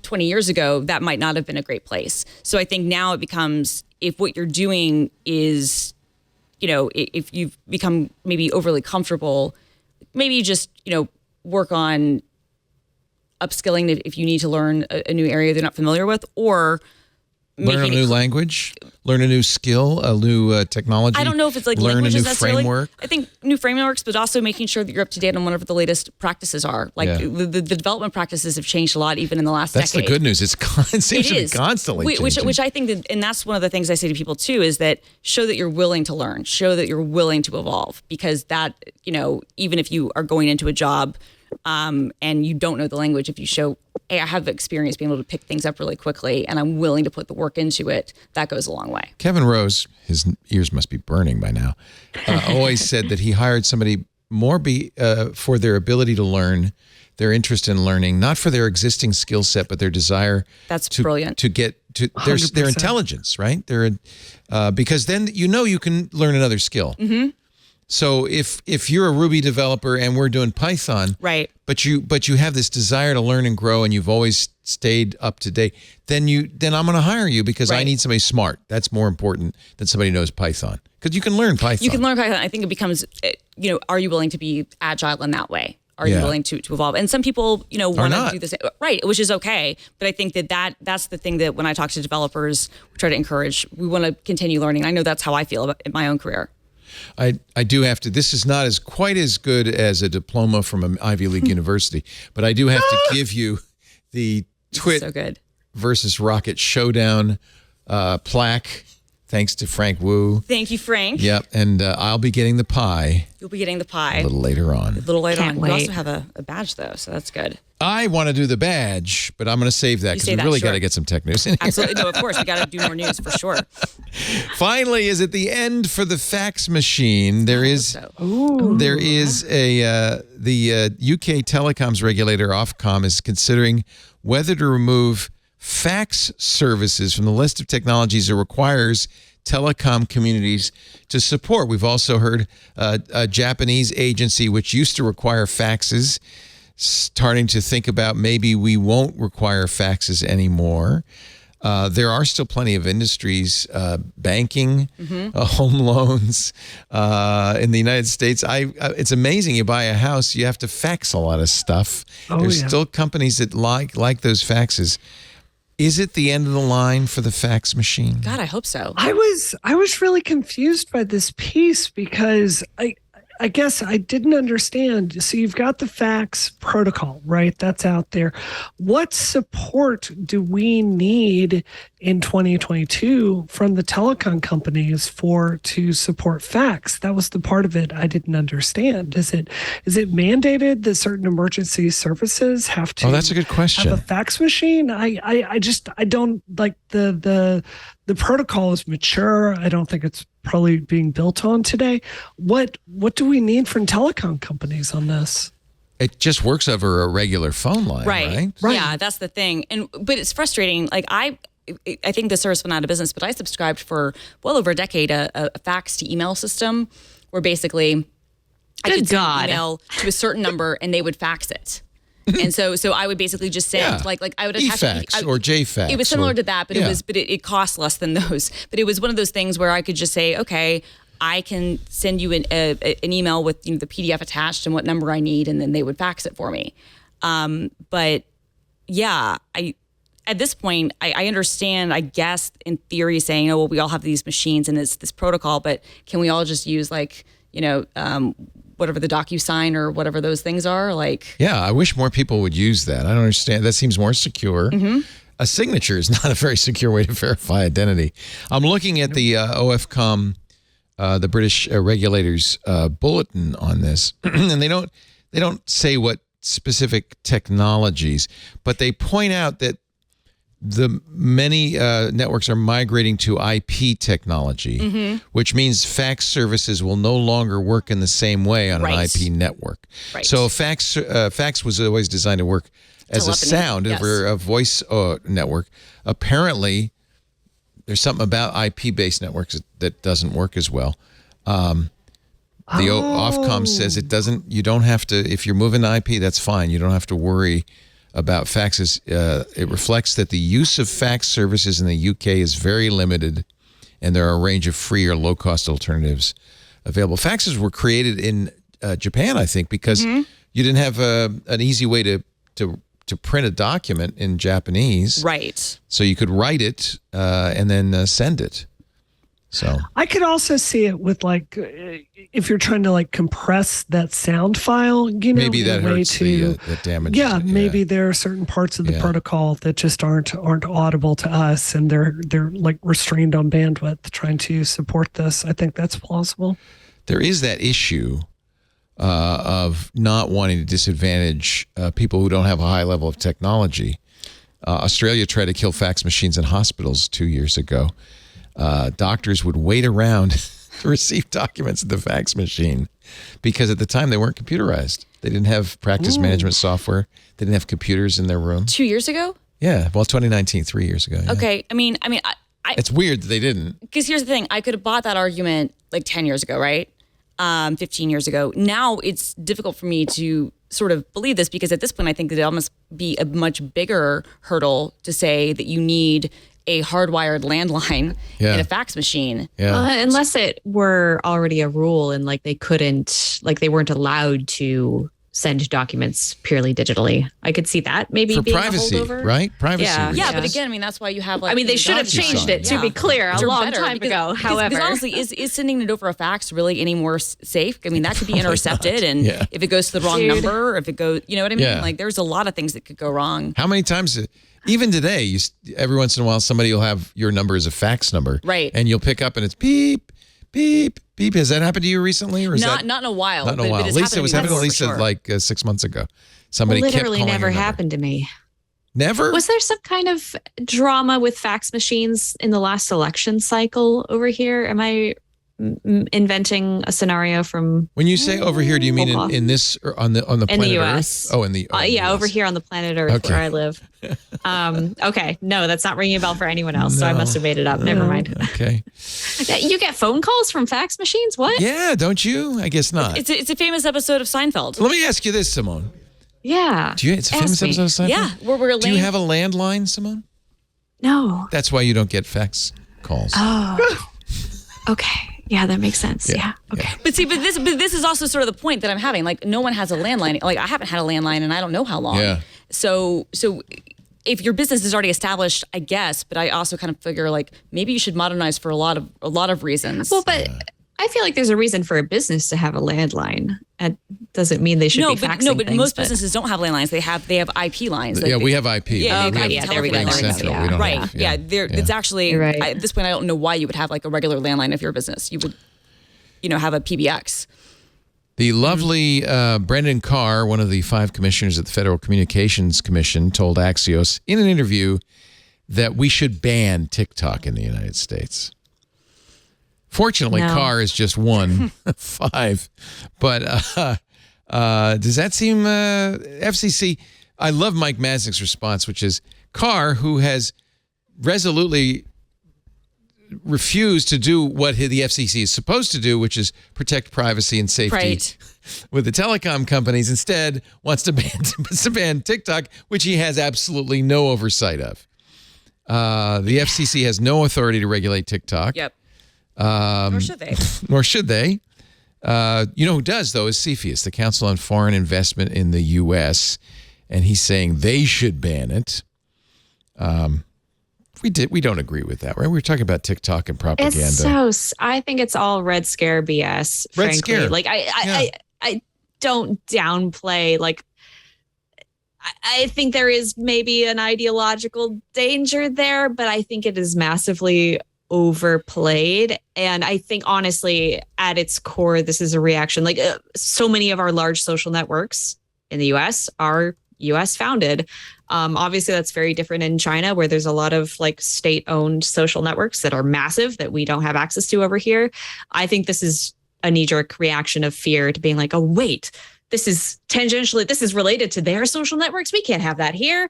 And I don't know. It's very silly, I think. Yeah, I have to say I agree. I feel like Brianna disagrees with me. I should recuse myself. It's not that I disagree. It's that, how can I put this? It's not that I think TikTok is a unique threat. I do think there's national security stuff we have not thought about with social media. I was talking about it earlier in the show. I think it carries over to TikTok. I also have to say, I'm married to someone who has Chinese parents. I have Chinese relatives. I was just hanging out with them this week. And, just in China, there's a completely different approach to how they see privacy and, the way that, they take pride in their companies in a way that I don't hear us talking about, Facebook and Reddit. It's just not in the same way. And it is synonymous with the government to a certain extent. So I don't want to dismiss those fears. I just want like a standard that Facebook and Reddit and all these other sites are held to as well.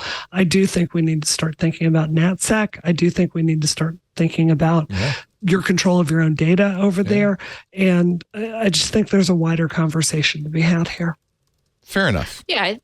Especially as we go into, an election year coming up in a couple of years, I think misinformation is going to be, again, a huge problem. I don't necessarily see that as like a China specific danger. Yeah, I don't know. I think this is one where you can also say the dangers in the house is inside the house. Yes. Right? Yeah. I will say, look, I think that one of the bothersome things to me about TikTok is that there has been some evidence that it looks like it's essentially kind of a keylogger. A lot of the things that the app does to track you, which I think is really gross. Do I think that the government should be getting involved in banning it for, whatever reasons?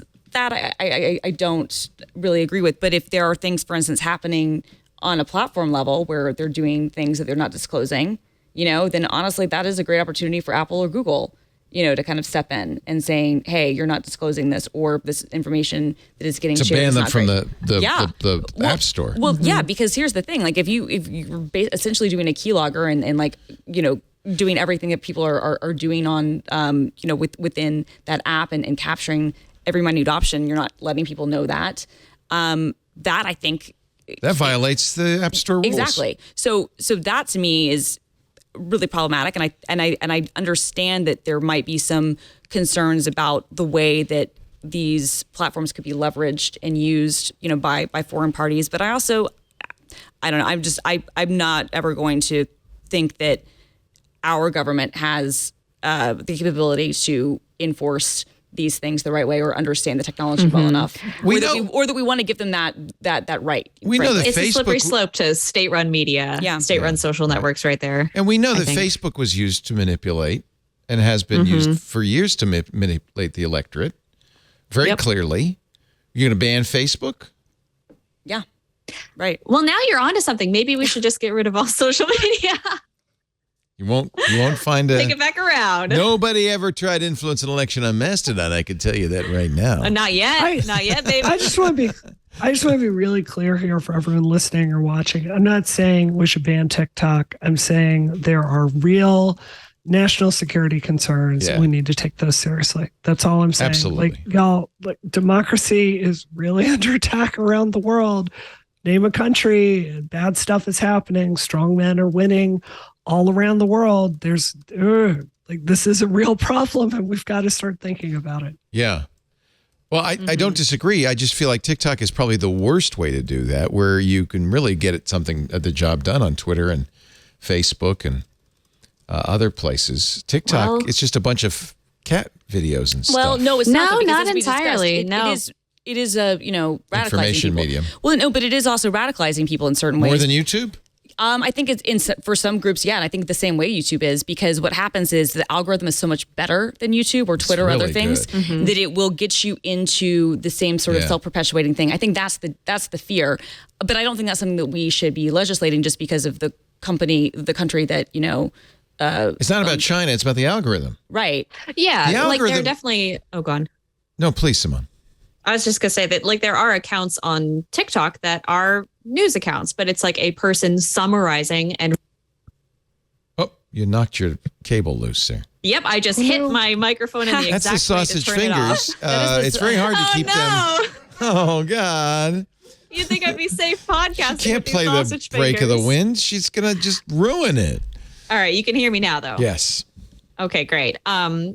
People who have designated themselves reputable experts and are spinning the news in their own way, just like on YouTube. It is, and I do see it, as you said, Christina, as a related problem, because it's a social media wide problem where we are choosing to get our news from these very niche, non-expert sources, and it's not TikTok specific at all. It's funny. Carr's scared because TikTok's owned by the Chinese government, but I'm more with you, Christina. I'm scared because the algorithm is so spot on. Yes. I was talking to my daughter who's 30. She said, I said, you people don't use TikTok for search. Yeah. She said, they yeah, do. they do. She said, try it. Oh, yeah. I said, well, look, what if I want to know how old the Golden Gate Bridge was? She said, just try it.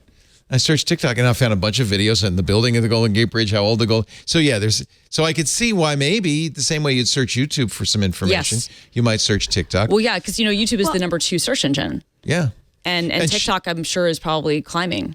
Absolutely. And Well, that's what they're Mm-hmm. that was the doing with- story. Yeah. Douyin right now too, right? Like in China, you can use Douyin to get discounts at restaurants, Right. and you can find restaurant recommendations and read reviews all through the app. And it is used for search in that way. That is a that's, I think, China-only a potential TikTok. development of TikTok. Yeah. Yeah. Sorry.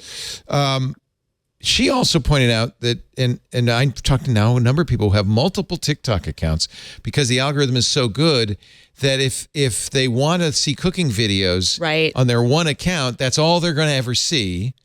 So if they want to see something else, they'll have another account that's for the car videos. Do you do that, Christina? You're not. I've heard of people doing this. I haven't, but I've thought about it actually. It's so good that anything you do on it, my daughter says, oh, if you see a video that doesn't have this content free, don't not for 1 second, swipe immediately because the algorithm will know that you watched this, even if it's for a second, and that will prioritize some kinds of videos by doing that. Right. And it's interesting to juxtapose that with YouTube, which YouTube is basically based on what you're recently into, right? Like it has some historical things, but YouTube will show you similar things to what you've been searching for in the last, few days, few weeks. Yeah. But it will change over time because as you search for different things, it'll show you those new things you're obsessed with. Whereas TikTok, yes, it does seem to keep you in the same. It's like a flywheel. Right. It's instant, it's fast, and it's strong. She says she thinks she notices different response depending on the time of day. Like she has, if you had one account, what you watch in the morning, you're going to see again in the morning. What you watch in the evening, you're going to see again in the evening. And I wouldn't put it past. It's maybe it's too good an algorithm. So I'm more afraid of that than I am of China. Can I posit something from like a 30,000 foot view, Leo? If you think about humans through all of history, we are overdosing on dopamine in a way in modern life, in a way that is completely unprecedented through all of human history. Think about just access to looking at beautiful people online. You would have had to be a pharaoh or a queen in Egypt to have anything compared to what a 12-year-old boy can get today online all the time. We have so much dopamine. The Twitter algorithm is wired. The reason Christina and I are so addicted to it is because it is fine-tuned to addicting us. What you're talking about with TikTok, this is so awesome at getting you to stay in this flow and watch these cute videos, and it's not a negative experience in the same way. Dopamine. At some point, we have to start asking ourselves, okay, so the algorithm, we can tailor this to give us tons of dopamine. We know that. At what point do we start asking questions is this good for society? Is this affecting national security? Is this leaving us lonelier? Does this make us vulnerable for misinformation? I do think that there needs to be more transparency with the way these algorithms are used by these companies, because right now they're geared for one thing, addiction. And it's not serving our culture well. And I do think it's time to take that seriously. Would you say, how would you do that if you were going to enact a law? Would you ban I ran for algorithms? Congress trying to do this. Yeah. I wanted to serve on the Science, Space, and Technology Committee and have hearings on these algorithms. I would like to bring in smart people to look at more public disclosure about how they tweak those things. I do think there needs to be more discussion. TV became a vast wasteland. I talked about Gilligan's Island because they noticed ratings were higher for dumb shows. Right, but there's also a pendulum swing, right? Because Gilligan's Island was canceled, so was the Brady Bunch. They found other dumb shows. No, television then has entered. Did it get smarter? It has over time. Think about it. Look, you had within a couple of years of Gilligan's Island, you had the Mary Tyler Moore Show. Yeah, that was smart. Okay, which was on the same network. Yeah. And in fact, Grant Tinker was famous for revamping CBS and making it smarter. Yes, and very successful. You had All in the Family again, the Norman Lear stuff. But that's still more algorithm. It's still more. It's a human-based algorithm. But it's still more. Let's look at ratings. Let's see what we can do. But it's all based. The difference in technology is it's an instant. Right. World of Warcraft, they know exactly what loot drops bring you back in there. And maybe we need more of a human element in at least some of the curation things. It is slower. Maybe it needs to be. There's more smart TV right now than there has been, but there's also Love is Blind season 3 recently to be which on is Netflix. Great. And I'm glad we have both. Dumb TV. Is that about vampires? What's no. Love? Oh no, it's a dating show that is It's fantastic. Is it but reality? Oh yeah, Okay. and it is. The Nick and oh my God, I just forgot her name. Nora? Vanessa? Oh. Oh, I wish it were Nick and Nora, Charles. Come on, give me a show about them. Oh, I just searched for Love is Blonde. That was wrong. Love is Blind. Raven and SK share what season 3 didn't show about their relationship following wedding decision. Oh my God, don't spoil me. I'm only on episode 3. Let me ask you something. What's the premise of this reality show? The premise of this reality show is that there are people who have not succeeded in finding love and agree to undergo a very rigorous experiment where they are put into pods and they can talk to a bunch of singles who they cannot see. And they're essentially I get the blind part. It's like It's like The Voice. Exactly, but you're dating. Yep. Okay. And then they you go hit a on button, your dates chair with these turns people. around or your pod opens up and you could see who you fell in love with. And then do people do people like see the person they go, oh. Sometimes, yeah. And it's always horrifying. But they always have to pick good looking propose. people, don't they? No? They do actually. They do. Okay. I'm just saying it's not always what other people like. It's not like Yeah. And you all three were hooked on this? Well, Simone and I like this Brianna sort of probably trash. isn't. Brianna likes sort of trash. I may watch less trash TV than Christina and Simone. Simone and I are I'd also say- really big on like the 90 Day Fiancé universe. Yeah. Yeah. And my point is is not certainly that anyone should watch Love is Blind. Don't be like me. But there is a lot of, like, if you look at the Netflix homepage right now, there is a lot of digestible trash reality or reality. Some of that's because it's cheap to make. Yes. It's cheap to make. Yeah, like and they Westworld need was just content to fill canceled. that platform. Yeah, and convince Westworld was people just to not extremely unsubscribe. expensive. But Westworld also was extremely incomprehensible. Well, Westworld was probably really a good 2-season show, and probably, if we're honest, I mean, I'm sad it was canceled, but it was also probably time. Yeah. Nobody was season watching it 3 and 4 anymore. were so good. I'm so bummed about this. Season 5, they were really going to an interesting place. Ugh. But I think you do see a desire for a return to the golden age, quotation marks, of TV. Like Breaking Bad is something that has like crept back into the conversation. Oh, yeah. I think partially because it would, I think, be hard to make a show like that in this climate where everything is on a streaming service that is trying to like gain subscribers and stop that bleed. They have a One of the different things- mission. oh, They don't sell advertise. Well, they do now, but they didn't sell advertising, and they really didn't need ratings. What they cared about is churn. Right, which has always been That's the word I'm HBO's looking thing. for. Thank you. Yeah. But in HBO, I think though that kind of is kind of the pushback is that as many corporate minutiaes like that have happened, the content on HBO has remained consistently. Not for long.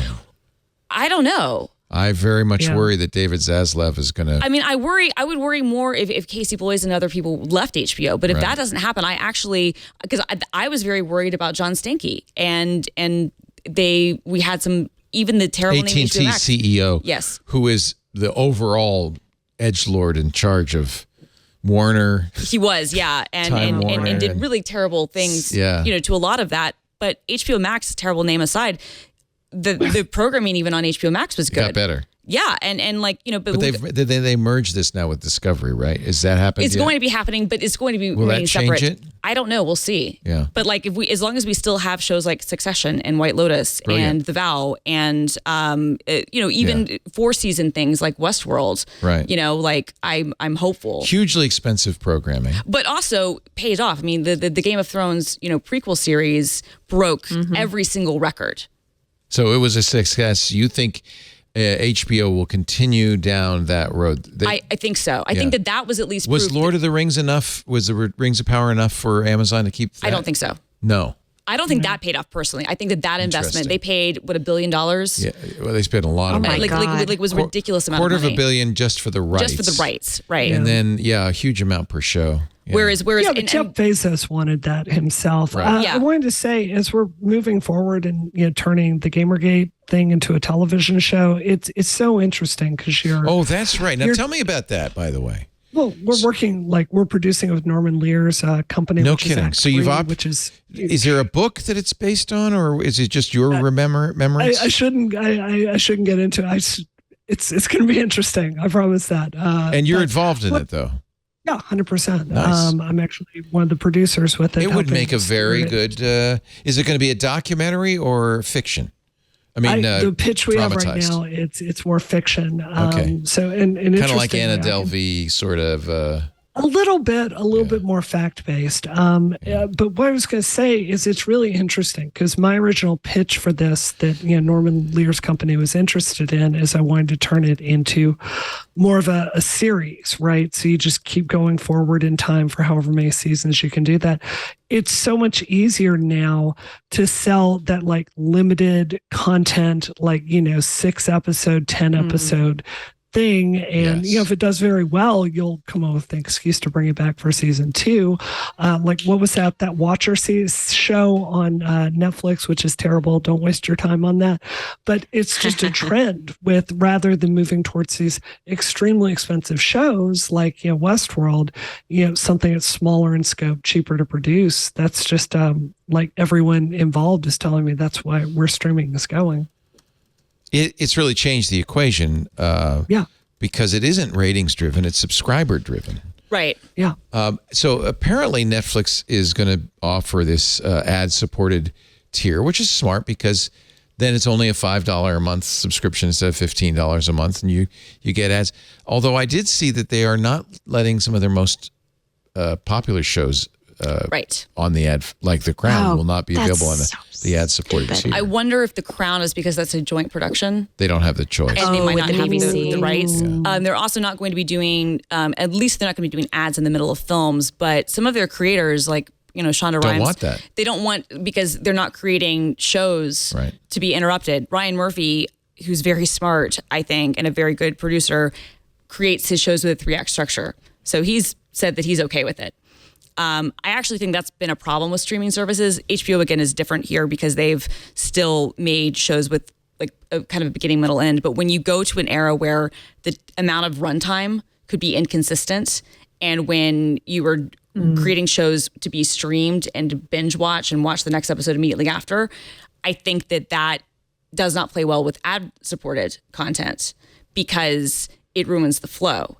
And so this is I think a lot of showrunners are going to have to learn what the previous, 7 decades of television producers knew, which was, okay, we have to make things that can have breakpoints. Have acts. Yeah. Yeah. Let's take a little break because we're going to go to Act 18 of this show in just a moment.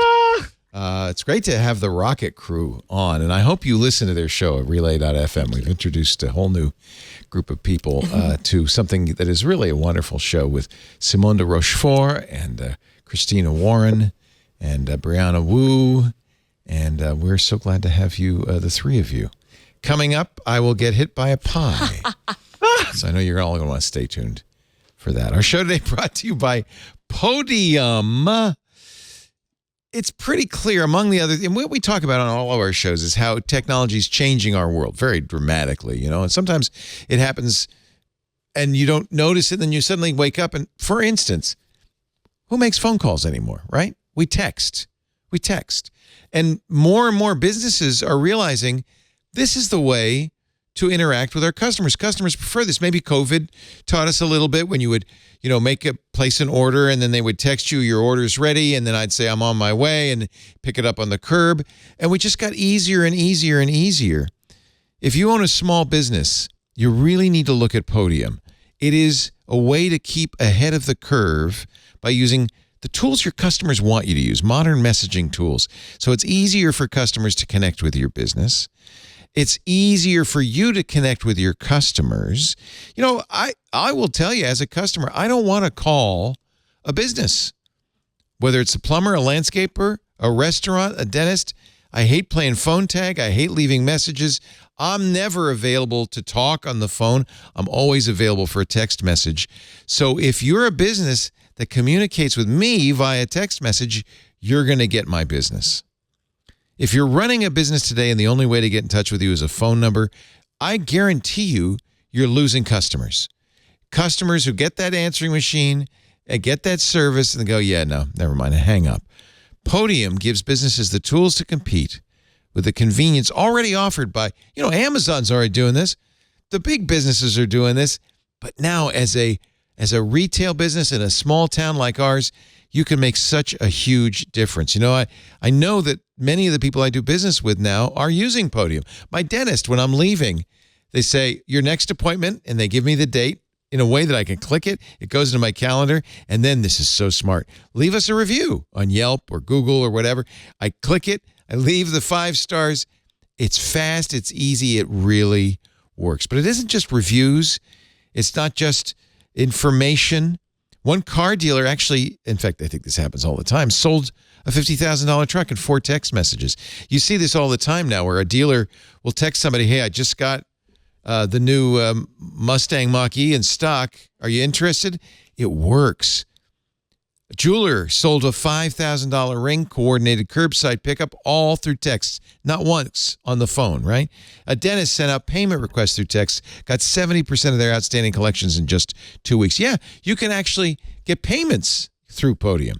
And your employees will like it because instead of a variety of different ways to communicate, you got one inbox. Everything goes into it from your website, from text messaging.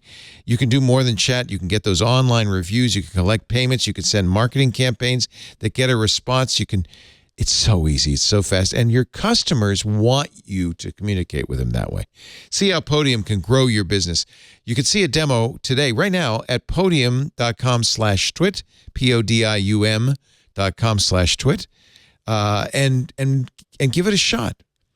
I think you will see this will change the way you do business, change the way you interact with your customers. Over 100,000 local businesses now use Podium. You should too. Podium, podium.com/twit. Podium, let's grow. Let's grow. All right, I got to open this. I can't put this off any longer. This is so cool. All right, before I do, we got a little video that we made that shows you some of the things that happened this week on TWiT, and I think you're going to enjoy it. Watch. All right, bring in the cute. Where's the cute? Where is the cute? Oh, there's the cute. Oh, my goodness, that doggy's so cute. Previously on TWiT.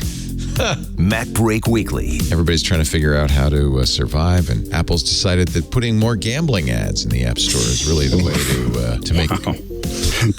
That went really bad, really fast. Mark Arment's tweet. Now my app's product page shows gambling ads, which I'm really not okay with. The App Store has corrupted such a great company so deeply. They make so much from gambling and the manipulative in-app purchases, they don't even see the problem anymore. Hands-on photography. Yeah, I've been looking around at some old photographs, and apparently a lot of you too out there in the hands-on photography community been looking at some old photographs and been wanting to restore them. Well, that's what we're going to get into this week, doing some photo restorations. I have some tips and tricks and some options for you, and it's going to be a lot of fun. The Tech Guy. We've got Micah suited up now in the other studio. He's in the big room because you need a lot of room. We're going to try out this new Quest Pro. This is the $1,600 virtual reality visor that Meta sells. There you go. See if you can get that in the chimney. This is a Oculus Quest. For Jimmy. TWiT. It's not, my favorite podcasts are not quirky podcasts. They're security podcasts. There we go. Got the security guard That's there. Lily, our new, hello, new little office fluffy dog. one. Security guard, Lily. She smells really good. She's so cute. Yes, you're Yes, a sweetie. Yeah, what a sweetheart. It's not. She doesn't taste really good, though. The breath. How's the breath? Does Christina get to pet Lily? Lily's not here right now. I'm sorry. That's okay. no. That's okay. She's a toy poodle, a teacup. She's She's cute. really tiny. Oh my God. And want you saw her. that we got her a little vest that says security. Yes. I saw that. I was like, oh, she's your security. She's your guard dog. She's I love in charge. Yeah. I love it. She's really, really sweet. How big did they get? That's it. That's it? I think so, yeah. Oh, okay. That's the It's a type of teacup. dog I want. No, Yeah. okay. But I didn't realize, okay, because And she's not a yappy. Sometimes small dogs can be yappy. Yeah. I don't know. She might be. She's still a puppy, but apparently she's not going to get much bigger. And she's very quiet and calm. amazing. So tell me about your event this week. All right. So GitHub Universe is taking place on Wednesday and Thursday, and it's kind of a celebration of all of the development things happening on GitHub and in the open source By the way, ecosystem. and this is unsolicited, I love GitHub. I was very nervous, like a lot of us, that when Microsoft bought it, it would somehow become a corporate. Same. Yeah. And I know people left for GitLab and their own Git instance.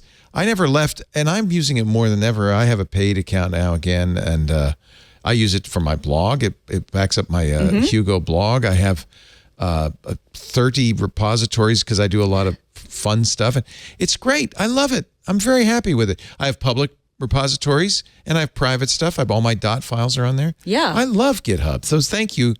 And Martin, your colleague, is here from Northern Ireland. Yes. He came out for this event. He came out for this event, because he's a big deal.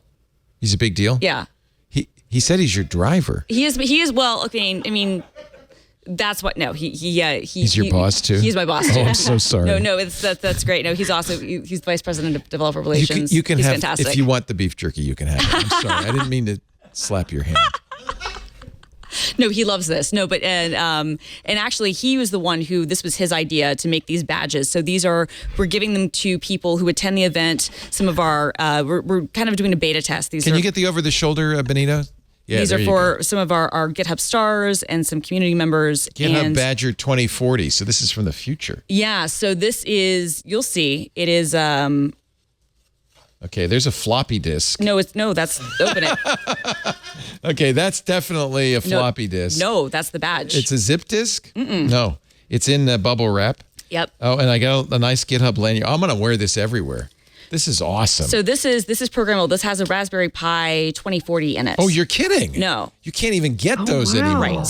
And look at that. And it's e-ink. So when you turn this on. No. Yeah. So is there a battery? Yeah, there's a battery. And here's a battery. Here's the battery. Here's two AAAs. I just found out I can buy 300 AAAs for $30 from Amazon. So amazing. I'll be set to run this forever. I can do it. Okay. Yeah. I was gonna say my nails unfortunately are non-existent, and I also got a manicure for GitHub Universe. And you've been playing too much of that Link game. That's exactly it. No, I've been biting my nails actually. But no. So what's great about this? Are you nervous? No, naturally, yeah. So, okay, so I used to bite my nails when I was a kid.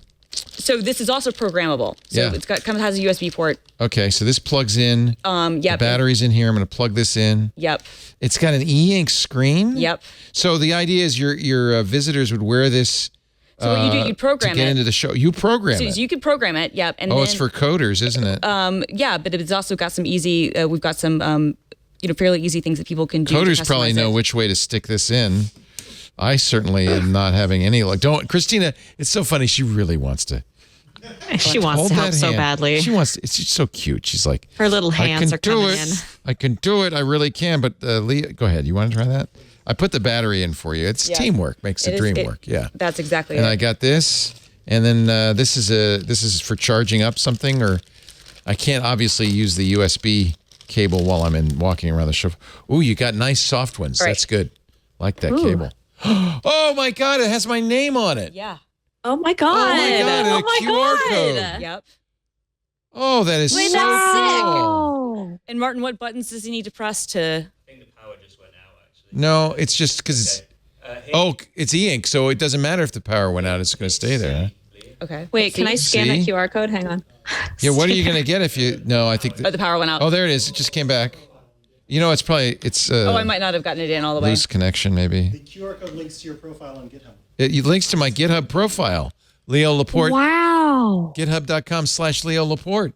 You can see my Emacs configuration. Yeah, and now, when you I did it, it's going to show you your activity. Oh my God, it's so cool. I better get to work. I only have 22 contributions. I scanned it. I brought up his profile. You're fast. You're fast. That is really, really neat. I'm going to have to get more stars, though. 10 out of 10. I'm embarrassed. Wow, Martin, what a great idea. GitHub Universe 2022. Now, not everybody gets this. You have to be special. But we're hoping that we will get feedback from people, and then maybe we can start to do this at more of our events, because I think it's really cool. And this is Martin's brainchild, and Martin actually programmed these, I have to say. All of them? Yeah. By hand? Yeah. Yeah. One by one, inch by inch, slowly I turn. Well, I'll make sure that no pie gets on this when I get hit in the face. That is so cool. Can I reprogram it? Is it? It's Python. It's Python. Okay. Very nice. Where do I interface with? Oh, there's a little. Yeah, there's a USB-C. USB-C. So you can just kind of That's plug what it the in. cable's for. Yep. Oh my goodness. Boot, reset. Wow. I want to. That's God. GitHub Universe. It's coming up this week. You can do it. Only a part of it's in person, right? You can do it it's online. hybrid, so all the stuff is going to be online. So if you can join us in person, that's great. But otherwise, you can go to githubuniverse.com. Wednesday and Thursday, we've like over 100 sessions. Some really good content's going to be going on. Content will also be available after the event. So if you can't join us, while it's airing live, it'll be available online very quickly afterwards. But it's going to be really, really a fun time. I get the idea, Martin. I don't have to apply power once I've got it. Exactly. I can take the battery off. You can take the battery off, and then and it now just it'll shows. just stay that way. Exactly. That's e-ink is smart. That's really cool. Oh, I love this. Look at that. That is so cool. Thank you very much, and thank you for doing a great job with GitHub. Are you having fun at the? I at the love new it place? so much. Yeah. I love it so much. Thanks to people like Martin and my other colleagues, and obviously the look. community members. I got a checklist came up. Keynote, hack badge, Hubot, chat, eat, sleep, code, learn. Wait, I got to show you this. That's hysterical. That was, I guess I pressed one of the buttons. Look at that. Wow. Is there other secret stuff in here? Oh, look, I could click them off. Press A and C together. A and C together. He's giving us some secret stuff. This is an exclusive. Nobody knows about this yet. Nope. Wow. Oh, this is cool. Image, list. Is this touch? No, I get it. I could just press that. I press A or C for launcher. Ah, very cool. Well, anyway, we'll play with this some more. Thank you, Martin, and thank you, Christina Warren. Of course. That is great. Yeah, see, the battery's coming in and out. I got to get a better. Someone's asking if it plays Doom. I believe it does actually. It does. It could, right? I think Martin did actually get Doom running on this, or Did you? we Are you found someone did. serious? Yeah. Okay. So on this particular badge, we don't have it going, but you can on the with the RPi Raspberry Pi. 2040. So it's possible. Yes. So freaking cool. Do you have? I bet you do, because I do. Have a badge tree somewhere in your office of all the badges. Yes. But this is going to be the one. Right? Isn't that? I mean, I'm so excited about this event and about this, and And so, if you want to join us, like I said, what's the website? GithubUniverse.com. GithubUniverse.com. Thank you, Christina. Thank you. I forgive you. I forgive you in advance. All right. Thank you, Brianna Wu, rebellionpack.org. And thank you for putting together this quiz that ended so I can't badly. follow Christina in that badge. That's not. I was hoping you were going to go to Simone. I can't follow that. No, isn't that cool? Wow. Isn't that cool? Wow. Well, no, we have this Frank Wu, this fabulous Frank Wu drawing, thanks to you. There we go. Very There we happy go. about There we that. go. Christina won it, but that's okay, because we have the file. She barely. It's not an NFT. I did want to say this for election night. For election night, I'm going to be doing analysis and coverage over on SiriusXM. Oh, good. The Progress Station on there. Oh, good. So I will be doing election night analysis if you want to tune into that. But other than that, Leo, just to get really sincere with you here, TWiT has been so generous to me, and I know Christina probably feels the same way in my career, giving me a platform to come on here and for you to invite all of us from Rocket here today to be here with you. It's a professional honor, and we've always really appreciated the space that you've given us. Well, we love you guys, and Genuinely. honestly, this is a thrill for me. So I'm very happy. I'm a big fan, so I'm very happy. Thank you, Brianna Wu. Just before I let you go, prognosis Tuesday. Any ideas what's going to happen? I am optimistic. I'm optimistic. I think this isn't a political show, but we could get into the polling. I think they're really underestimating the number of women. So that are gonna polling come has a and vote. problem because it's still tied to phone numbers, landlines, right?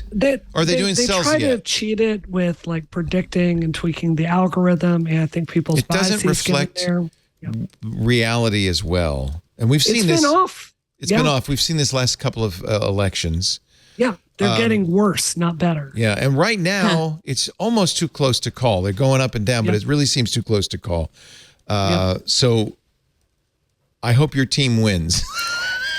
Lady, I hope your team wins, whatever team that might be. But I think the most important thing to tell everybody is you need to vote.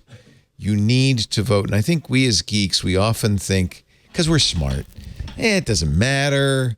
You know, it's all rigged. Most of these people are awful anyway. There's all sorts of rationales. It's too complicated. It takes up too much time. I don't wanna. But honestly, if you don't vote, you don't get to complain. If you don't vote, you don't have a say. It may not be a perfect system, but it's the system we've got, and we need you to vote. Please, every one of you. So, except if you're under 18. So go. So it's too late if you haven't registered, but if you have and you've got that ballot in hand, everybody in California gets mailed a ballot. But if you get that ballot in hand, Washington State as well. Yeah. So I've already voted, even though I'll be here. Good. So I already sent mine in. Yep. In fact, John, looks like you sent yours in. He's got his big sticker. I'm going to wear mine on Tuesday, but you can save your sticker, John, and you wear it on Tuesday. But I can't say how important this is. This, if it goes really bad, this could be your last chance to vote ever. So please, I beg of you, exercise your right to vote. And I'm not telling you how to vote. You vote your conscience. You vote what's right. Do your research. Really, don't listen to other people. Don't listen to propaganda. Do your research. Find out who's best, especially in your local election, because that's where it really counts. But do absolutely, please, I beg of you, vote. And I know, Brianna, you feel the same way. And I sure do. I will be listening on Sirius XM on Tuesday, because I'd love to hear what you think. It'll either be a celebration or or something. Hey, Simone, I'm sorry about the fingers, but I'm so glad that you are so creative. It was so much. I love those chaos questions, even though I don't understand them at all. Me either. That's the beauty. Yeah. Nobody understands me. Yeah. You're great. You work supervising video producer Polygon. What kind of videos you do? Ooh, I have a very big project coming out that I just realized I can't talk about. Oh no. We make video essays about video games over at youtube.com/Polygon. We've had some fantastic ones this year. My colleague Pat Gill made one basically looking at the entire history of the Call of Duty franchise and how it evolved from this Steven Spielberg-esque, World War II story into something that is like intrinsically tied to the military industrial complex, or more accurately, the military entertainment complex in the United States. Some really interesting stuff there. And since we're such a small team, we now have a lot more leeway to spend time on these projects and really make them special. So I hope that you enjoy our videos. Are you just on camera, or do you get to how much? Listen, pal, we're such a small team. We pitch, research, write, shoot, edit, and host our own videos. All five, just five of you doing all of that. Wow. I can't remember how many of us. There, 5 or 4 of us now. Wow. That's embarrassing. But I'm bad at numbers. But yeah, and it's 1.29 million subscribers. So you're doing something right. That's awesome. I hope so. I hope you get the platinum button. For your house to hang that on the wall, because you really need more things on the wall. I don't think it'd be in my house. I think it'd be in the office, but Okay, well, that's fine. Still cool. What is the game? We're also, I should say, we're on TikTok now as well. I will play A Link to the Past. If you are on TikTok, I know we talked a lot about TikTok and its problems. I love TikTok, and everybody should follow Polygon on TikTok. Please do. I'm going to click that follow button right now. Thank you so much. I think TikTok is a great platform for what you do. And I bet you have a lot of fun with it. So absolutely. That's the thing. There's so many videos where it's like, this is too small to make like a 10-minute YouTube video about. Oh my God, it's me. No, turn me off. No. Formula One has become increasingly popular. See, like the Formula One one. Yeah. The races are very sexy. Nobody's engaging with it. I'm going to engage with it right now. That's awesome. It's interesting. You really see, this is where you learn the algorithm. My son's a TikToker, and he pays very close attention. And he's a TikTok cook, and he used to cook a variety of stuff, and he realized all anybody wants is sandwiches. So now he just makes sandwiches. It's just like, the algorithm works. But you have There's a guy on TikTok. listen. He's not the guy who does the roll a D20 to decide what I put in my sandwich. No, I love that one. No, it's Salt _ Hank. It will make you very, very hungry. Yes. I don't recommend really. I am already hungry. Yeah, No. I wouldn't spend any energy on this. Yeah, I follow your son's TikTok, and it always makes me hungry. God. Yeah. Here, I'll just give you this. It's a long show. I'm 16 already million hungry. views of this particular sandwich. Well, yeah. I'm going to send You'll like it yourself to because jail. he's playing some Edith Piaf in the background. How do you like that, huh? Pretty cool, huh? Oh, I love everything about this. Yeah, I know. I'm very proud of Hank. This is why I have to recuse myself on TikTok conversations because I think it's the best thing that ever happened. It's problematic, but also my son is TikTok famous, so Yeah, so I ain't so gonna it knock needs to it. stay around. Yeah, I ain't gonna knock it. TikTok.com/Polygon or YouTube.com/Polygon or Polygon.com. Actually, that's the best place to go because you get links to all of the above. Darn right. Thank you, Simone. So, Leo, before we end the show, I wanted to make you aware of something. For me, I'm really big into speed running. I know you're a big Valheim player. Yeah. I was looking at this for the speed run category for Valheim. There are only 3 people who have ever bothered speed running that game. So if you record yourself playing from beginning What's the fastest to end, time of the current speed fastest run? time is 3 hours and 38 minutes. I have 600 hours now on Valheim, and I haven't I'm finished. just saying, if you record it, you can submit it, and you will be one of the leaders there. Okay, and what do I get? Do I get pie? You get Well, you're going to be honor. getting pie. yes. Notoriety, fame. Thank you. I love you. I Thank love you for you. being Thank here. you. Christina Thank Warren, you. film_girl, senior developer advocate at GitHub. It is so nice to have you in studio. I really appreciate it. Thank you, Martin, for being here as well. It's been a lot of fun. This has been so great. Thank you so much for having all of us. And kind of a silly show. it was so good. But you know what? As it turned out, we didn't have that much to talk about. So it's good we had some other stuff to throw in. Then why And have I been speaking- sitting here for 3 hours? I know why. I'm going to tell you why. For this moment in time, ladies and Yes. gentlemen, we do TWiT every Sunday. I'm getting a little nervous. 2 p.m. Pacific, 5 p.m. Eastern Time, 2200 UTC. Note the new time. We are now in Standard Time. You can watch us live.twit.tv, chat with us live at irc.twit.tv, or in the Discord if you are a Club TWiT member. After the fact, on-demand versions of all our shows available on the website, twit.tv. There's a YouTube channel for This Week in Tech and all of the big shows as well. You can watch the shows there. It's a great way to share clips because YouTube makes that easy. And, of course, the best way to subscribe, I'm sure you say this about Rocket too, is to get your podcast player and type in This Week in Tech and subscribe, and that way you'll get it automatically every Sunday, just in time for your Monday morning commute.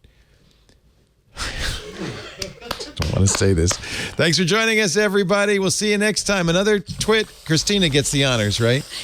Oh, of course. You know, I'm so if you happy. I just want to tell you, if you had lost, I was going to still hit myself with the pie. I wasn't going to. Well, I'm going to hit you with it, and then you can hit me with that. How's that? No, I won't. No, do that. I'm happy I refuse. to. No, But I'm happy for to. one thing, I live here. You've got to go home. You got to go to a hotel.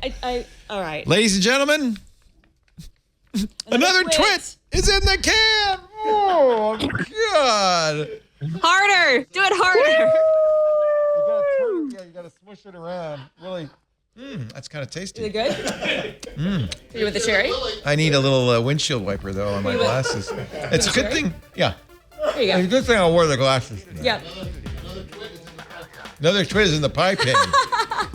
This is amazing.